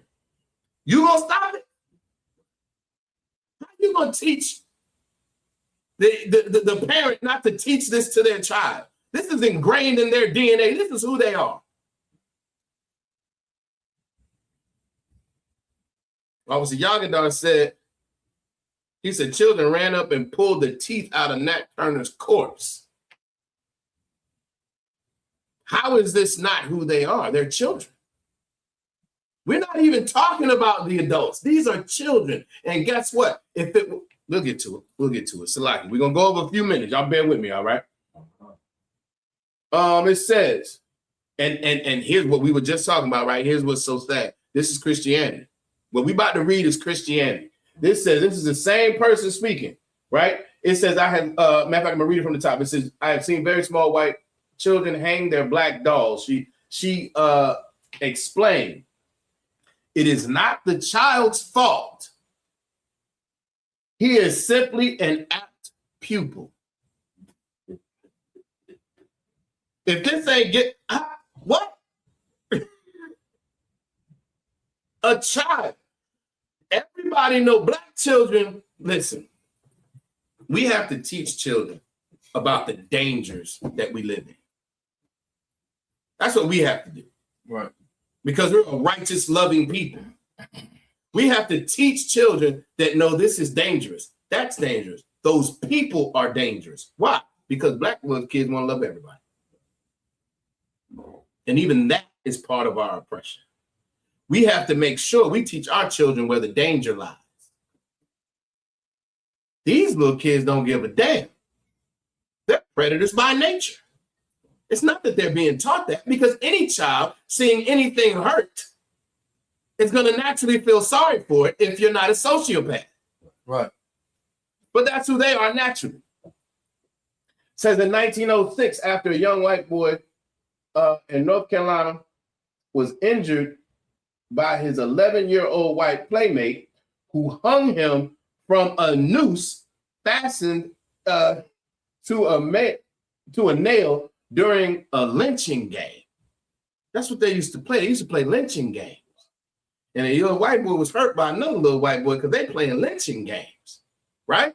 Now remember, we just talked about knowing, growing up, kids trade wrong and you gotta get the parents involved. Right. You would definitely get the parents involved here, right? Well, let's see what happened. It said the mother of the 11-year-old refused to reprimand her son for his role in the mock lynching. Playing lynching was a popular pastime for Southern white children. The game was named Salisbury, primarily after lynchings in Salisbury, North Carolina. Actually, I used to go to a school in college. I played football for a school in Salisbury, North Carolina. And that shit, it looked like some lynching shit in there. There's an HBCU right in Salisbury, North Carolina. Good night. And there's nothing around there that's screaming HBCU. That's Good crazy. night. Let me see what the next I want to go. Y'all bear with me. Salisbury, Before I go there, Slaki, go ahead. no, I was just saying Salisbury is outside of Charlotte. Gotcha. Let me share. Let me see. I think it's this one. Who's in the picture? I want you to look at this. Y'all make sure y'all can hear that on YouTube, bro. For sure. I'm gonna hit play. I'm gonna end up rewinding. Look at Okay, perfect. All right, I want y'all to listen to this. Look real careful. Hopefully y'all can see it. Look at who's in the picture. I want you to look at this little girl in particular. You can't see her closely, but she's actually grimacing, like smirking. Now, remember, let's go back to the puppy concept here. She would be loathed and torn up probably if this was a puppy, which means he's less than that, because she's not disturbed. This little girl is not disturbed by this, but she should be, shouldn't she? People always ask me, they go, Joy, what was the impact on white people? There it is. Right there. Can't feel any empathy for him. None, zero, zip. There's a little one back here, even smaller. Because whatever she's been taught or told, socialized to believe, makes him no longer human. That's the greatest danger to white people, is that they can't feel it. And there's a reason why white people can't feel what we're talking about. My God, what would you then feel? It's tough. So I've got to believe, oh, it's all over now. It's not my fault. I don't benefit. It's not a big deal. Let's move on. It's not all of those things. But we don't say that to Jewish people. I dare you. Now, she started that off by saying that that was a puppy laying hanging there. Right. Now, she wants to present it as, see, she's taught this. Mm-hmm. But you got to understand, she even pointed out there was a kid smaller than the one she pointed out. Mm-hmm. This ain't got nothing to do with what's taught. It's who they are. They're estranged from the womb. There's no getting around it. There's no, well, there might be some good. Where was I? Nope, I ain't got that one. Officer Yagadar in the chat, and he's absolutely correct. This was a family event. Lynchings were a big event. He said thousands would travel from all over the country. They would advertise lynchings in the newspaper so that they could get big crowds to come and see them. If there was a dog, everybody would be distraught. Right. It's like Peter would be out there. Right. If it was any kind of animal, oh my God, I can't believe y'all doing it. But when it's blacks, Latinos, and Native Americans, it's something to be celebrated. He said they kept trophies, which is true. They sold postcards they had vendors. It was an entire event. They would, right. He's absolutely correct. He said they would take off work and they would let children out of school early to go watch lynchings. This is the violence that our people suffer. Now, this is the last one I'm gonna share with y'all. Let me see. This is the anecdotal. This is one experience, but it says so much about who we are. Y'all walk with me a little bit. Which one I want? Yeah, this is the one. We're gonna start here. We're gonna go to another. This is two articles about the same Edomite woman.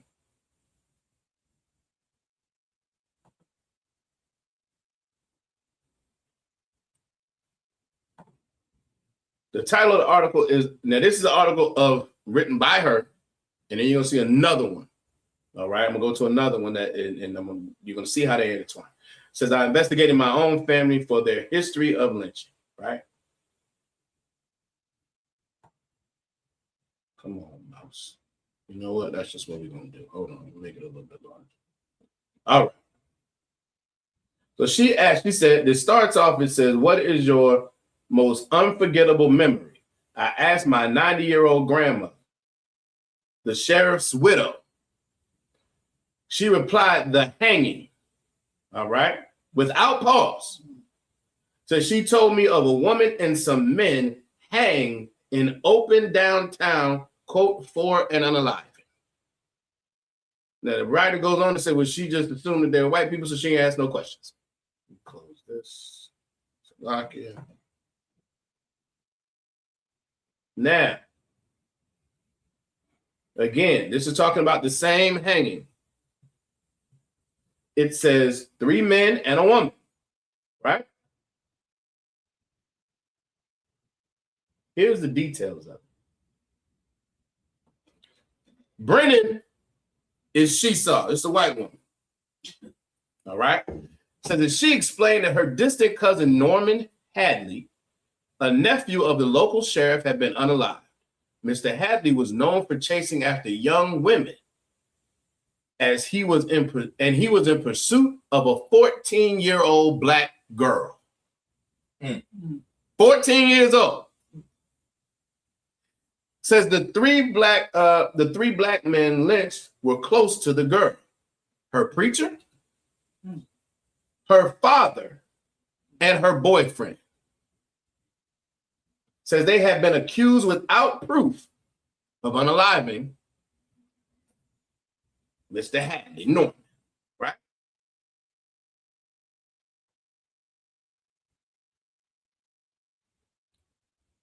Says Brennan also learned of a surprising racial backstory. Mr. Moore, they calling him Mr. Says the youngest of the victims, that was the boyfriend. She's 14, he's younger than her. This was described as 3 men and a woman. This is 2 men and 2 children at best. Says he was the youngest of the victims, was a distant cousin of hers, talking about the white woman. Because one of her white ancestors had children with a black woman. Her white family members knew they were killing a black family member when they did this. We have to separate it. Interracial marriage does not work for black people. Miss Irvin, is the sister who's related to these people as well. Not the same relation, but one of the other people that was lynched, right? Says Miss Irvin said she was eager to meet Miss Brennan, because here's what happened. Miss Brennan found this out. She wrote a book. Miss Irvin read the book. Now she wants to meet this woman because she knows she has family that was part of this lynching. So Irvin knows that this woman's family killed her ancestors. She was eager to meet her. It says with the South's widespread industrious history of racial hatred, Miss Irvin could not hold anything against Miss Brennan. How, Sway? How is it okay for you to meet the ancestors of those that lynched your family and you hold nothing against them? Who can answer me? How is that possible? That's an answer. Please. Christianity. That's how. Let me keep going. Let me see. Okay, so I want to go back. Go back to the other. This is all the same story. These are 2 articles telling the same story. Now I want to give you a different perspective as well. Nope. Don't nobody read it. All right. Brennan is the white woman. What made her go looking for this? Y'all don't know. You might got an idea. Just guess. Why would you go looking and investigating your family is the white woman lynching black people? Go ahead. Somebody married a black man or had children with a black man or something like that. Close. Give him a hand. I'll take it. Because her son was about to have a baby with a black woman. I was gonna say somebody have relations with a black. That's right. Black. So now she about to have a little black grandbaby. Now you want to find out what's going on. Now you give a damn. You didn't give a damn before. This is what sparked you to have so much consciousness. And black people will look at this like, what's Miss Irvin did? She want to meet her. She can't hold nothing against her. The reality is you didn't give a damn about black people until it affected you. And that's who they are.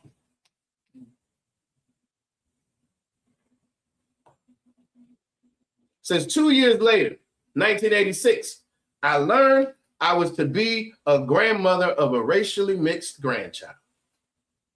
And I, who had worked and written for years about racial injustice, sure you did. But see, you know your damn family lynch people? Suddenly found myself keeping her a secret from my family in Georgia for fear of their racist reactions. So you know who your family is. You know who your people are. And now, please. So like she knew who her people were beforehand, which is why she decided to do that particular research. Give her a hand. That is an excellent point. That is an excellent point. Because to your point, she knew when her grandmama said that. It starts out, I assume they're white people. No, you didn't. Right. You knew what the hell she was talking about. You knew your folks. You know your folks. She said I'd awaken from nightmares screaming, chased by evil men, both black and white. This bitch is Salaki still. She having dreams. She having nightmares. She traumatized, right? Look at this. Oh my goodness. Y'all don't understand what I'm experiencing. I hope she ain't wake up in tears. Listen, white woman tears is dangerous. Please. This is giving me the it's giving me life. Life. As a baby. Oh my God. I got you. Yeah. Yeah. So she woke up screaming. She's dreaming she's being chased by evil men, both black and white. Right? I was irrationally haunted by unfounded fears for this black child, her black mother, and my white son, my white self. Now, let's stop right there. You having dreams of black men and white men chasing you because you about to have an interracial child or a grandchild. What the hell are you worried about black men chasing you for?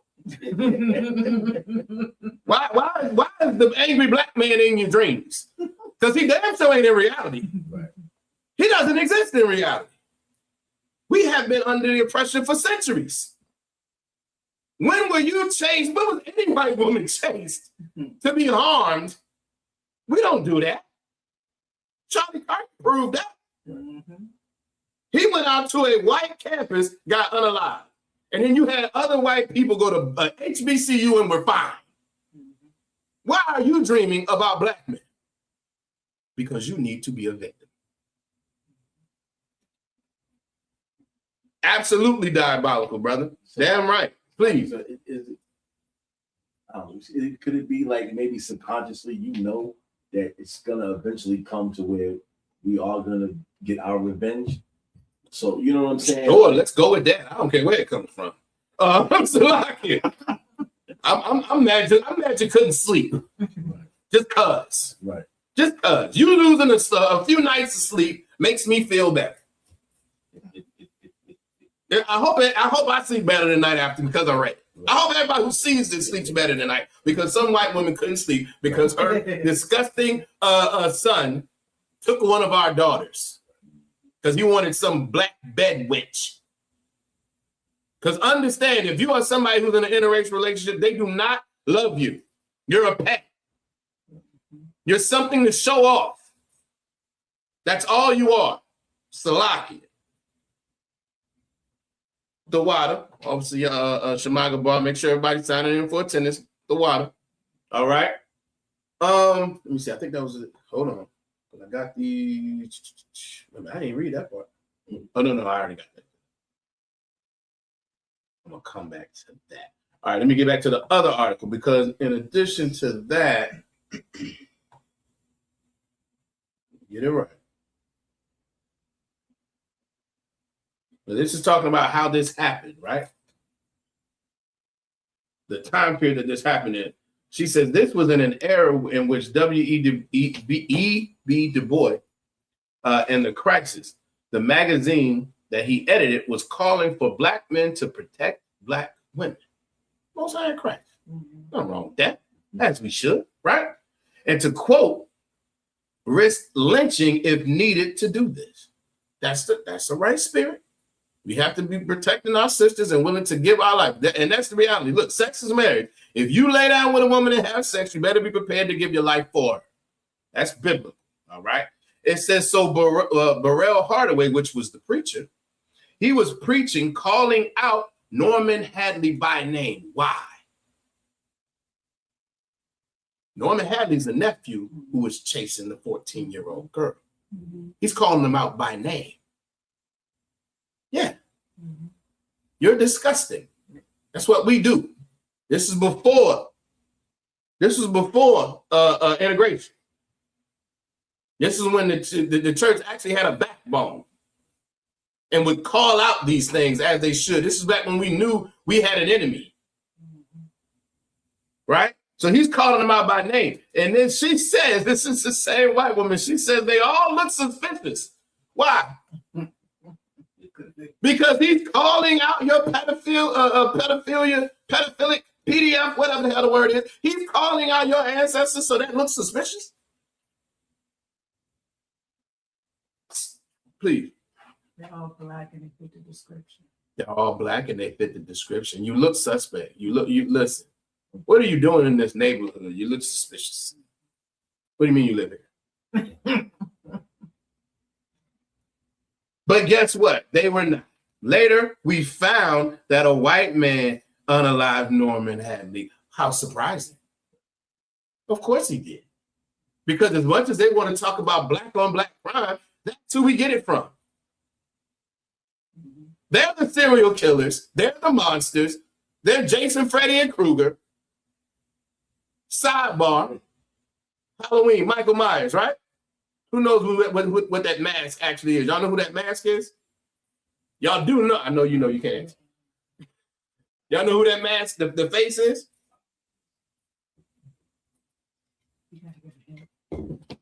I give a hint. I'm going to give it away.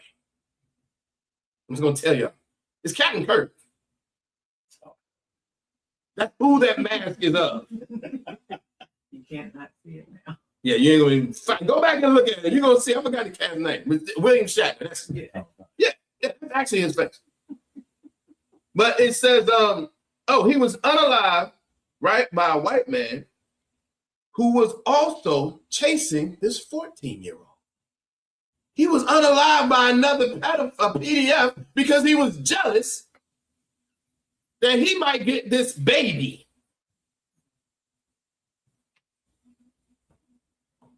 Got a little bit more. Got a little bit. It's like I got a little bit more. Keep hang in there with me, Bubba. Says she was not a suspect in Norman's unaliving. She was supposed to be a star witness, but she refused. Get that, sister. You damn right. She refused. And so she was a martyr. So fine, you'll be unalived and right along with it. This is who this bastard is. This is who these people are. I think that's the last. Oh, one more. One more section. Salah. Oh, Miss Irvin. Oh, Sister Irvin. She probably, she probably Ursha. Probably praise dance. I guarantee you. She in church every Sunday. Guarantee you. Right. Let's see what she had to say. Let's see what she had to say. Sister Irvin, poor thing. Sister Irvin said, I wasn't angry about it. These things happened. The Bible says the pressure maketh the wise man mad. If you're not angry at this, what that mean? You ain't wise. You real foolish. You real foolish. It says, I was very grateful that Karen gave me a gift. This woman's name is Karen, the white woman, which is hilarious, right? But she said she gave her a gift. This information is a gift. So she had given me a gift of connecting me to some of my ancestors that I didn't know much about. I was angry about racism. I was angry about racial terror. I didn't personalize it in terms of Karen being the descendant of the slave owners, because otherwise I would be a very mad sister, as you damn should be. Christianity, this is how it softens us. You want to be happy so bad, you will ignore what happened to your ancestors, even when you know specifically the descendants of those who did it. This is so horrible. But on top of that, all of the violence that happened, this is one example. And that's why I say it's one example, but it's so intricate. And they unalive these people on the church grounds of the church that the minister was a pastor of. This is Christianity. Alk off the bar said they already call us the angry black woman, so why not be in this instance? Right. We are we're so interested in having the love of this oppressor that even here, no, I can't be angry. You should be angry. Please. And I think to Sister DeBar's point, as Black women, we're so fearful of being looked at as the angry Black woman. We're constantly finding ways to not be. Not. To not be. Absolutely. All right, one more. One more I'm gonna share with y'all. Y'all heard about Anthony Williams? I didn't hear about the brother about a week ago. Unalive by police officers. Right. I want y'all to, we're gonna look at this video. I want y'all to see if y'all catch what I call. And the 911 call came from Williams's phone. Okay, all right, what's going on? I'm looking out my window. There seems to be a kid. It looks like he has a gun. I'm not sure, but he keeps on messing with his waistband. And I seen something in his hands. It looked like a firearm, but I'm not sure.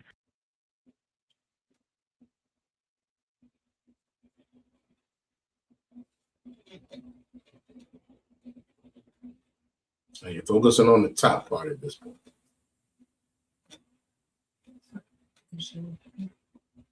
I don't think I can. I can move it over there, maybe. Hold on. But it's gonna be really, really small, even if I do. Y'all good? Okay. I'm gonna keep it going.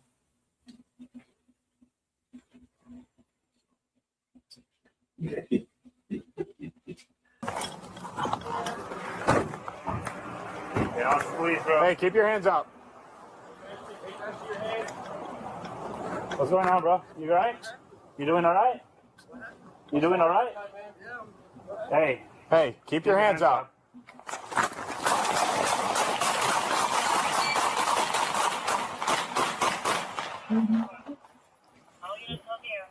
Hey, check your. Hey, cruise. Move. Hey, watch the truck behind us. I'm reloading. Now, I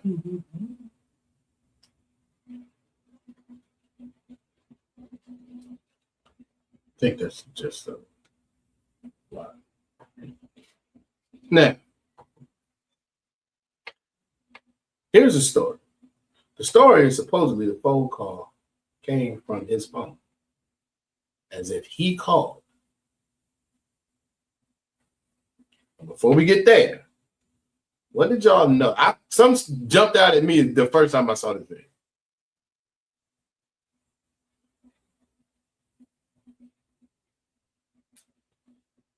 Anything?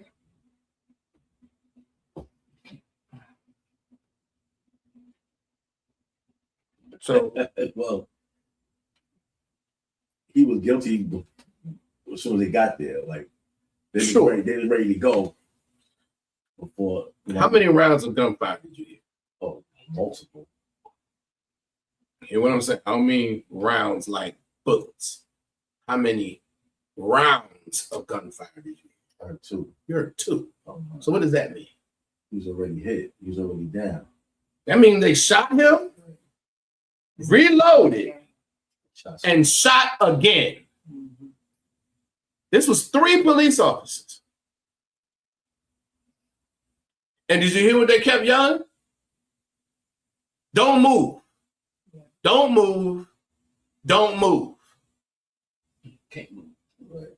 So you have to get shot multiple times and stay still. Right. And by you moving, oh, you must still be a threat. So now I have to finish you. Because if you're not moving, what does that mean? You're dead.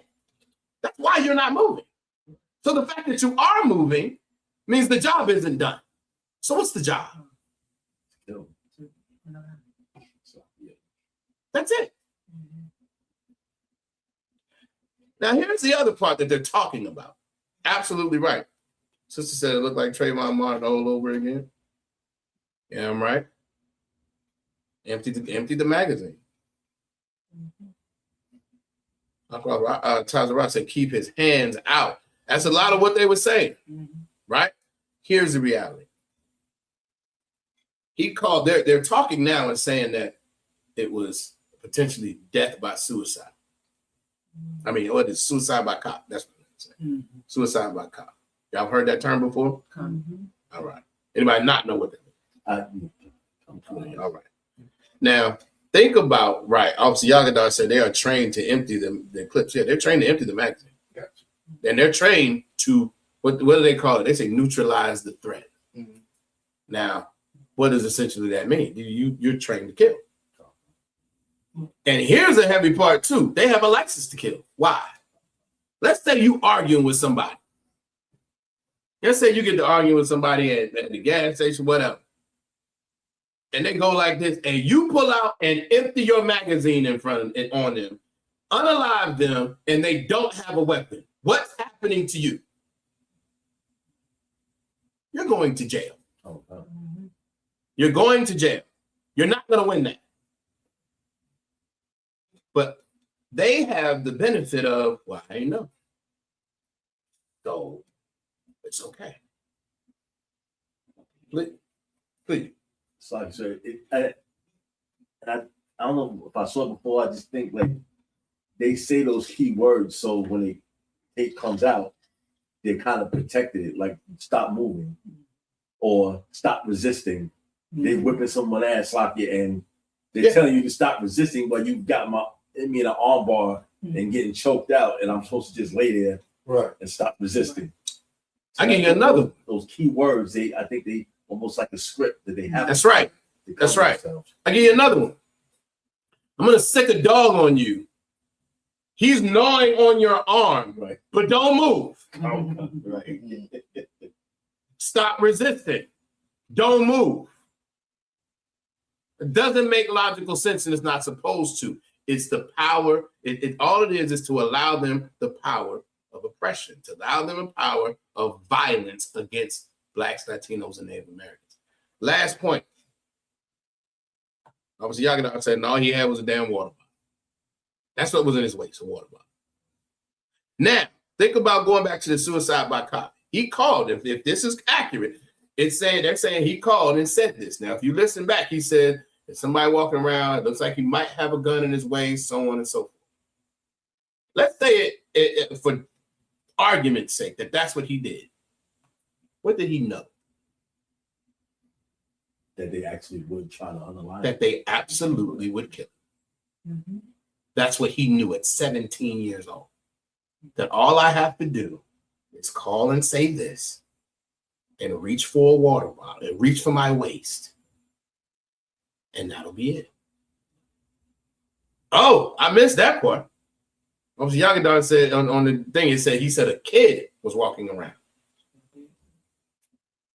Even then, he knew what would happen at best.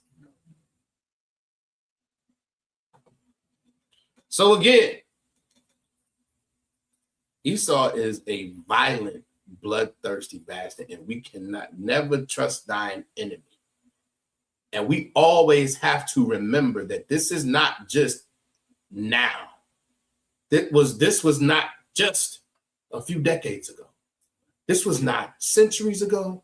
This is thousands of years of who he is. And the only way to stop it is to come into the ISUPK under commanding General Yohana, get back to the law, statutes, and commandments, live our culture so we can get the protection of the Lord, and Yahweh Shah can come back and destroy this damn kingdom. Right. Damn right, perpetual. All right, and with that, so like, you want to do the security now? Good. I'll pull them up on my phone. I got it. You got it? Go.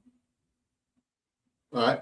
And with that, I'm going to pass the class over to Precinct Officer Michael.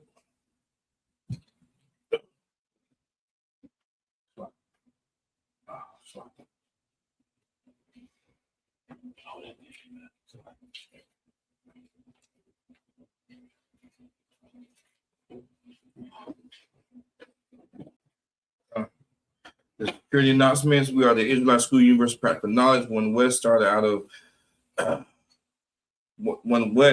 125th Street, New York. Rule for new brother or sister. When a new brother or sister comes to the school, they are off limits for a year. They are to be salute only. They are here to share themselves of the world. If they need transportation, the teacher will arrange it. After a year, if a brother or sister has an interest in a particular person, he or she must get permission from the head to speak to a brother or sister. There's another year in which the brother and sister will court each other. After this year period, the brother and sister will get permission from the head to marry. Tithes, which is a commandment. Numbers 18 and 21, Malachi 3, 8 through 10, means 10th in the Hebrew, ma'ashra, 10% of every penny of any increase the Most High gives you. Give to the treasury department or teacher. Priest fund, free will offering for priests, not mandatory. Whatsoever amount you would like. Upcoming holy convocations. We have the Feast of Blowing Trumpets. That will be September 11th. That falls on a Friday. If you have any discrepancies or if you need any more information, or if you need to get to the school, call 757-550-1204 and arrangements will be made. All right. If anyone wants to be a trooper in the school, they are to start wearing all black boots, shirts, pants, headband, scarf. If a sister aspires to be a sister in the school, they are to call the number 757-550-1204. All right. Call the school about your interest into being a sister. All right. And with that, Amadium, we should stand. Men of Israel, we're going to give a salute to the brothers in the school, teacher in the school, Salakia.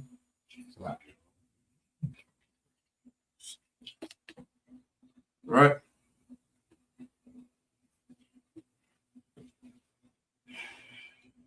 All right. Ma Shabbat. Amadium. Rock. Yahweh Hashem Yahushua Barakatah. Yahweh Hashem Yahushua Barakatam. Amadium to the sisters, me to stand. Men of Israel, going to give one salute to the sisters. Men of Israel, Ma Shabbat, Amadium, Barak, Yahweh Shema Hashem Yahushua. Yahweh Shema Ladam Hashem Yahushua. Ta.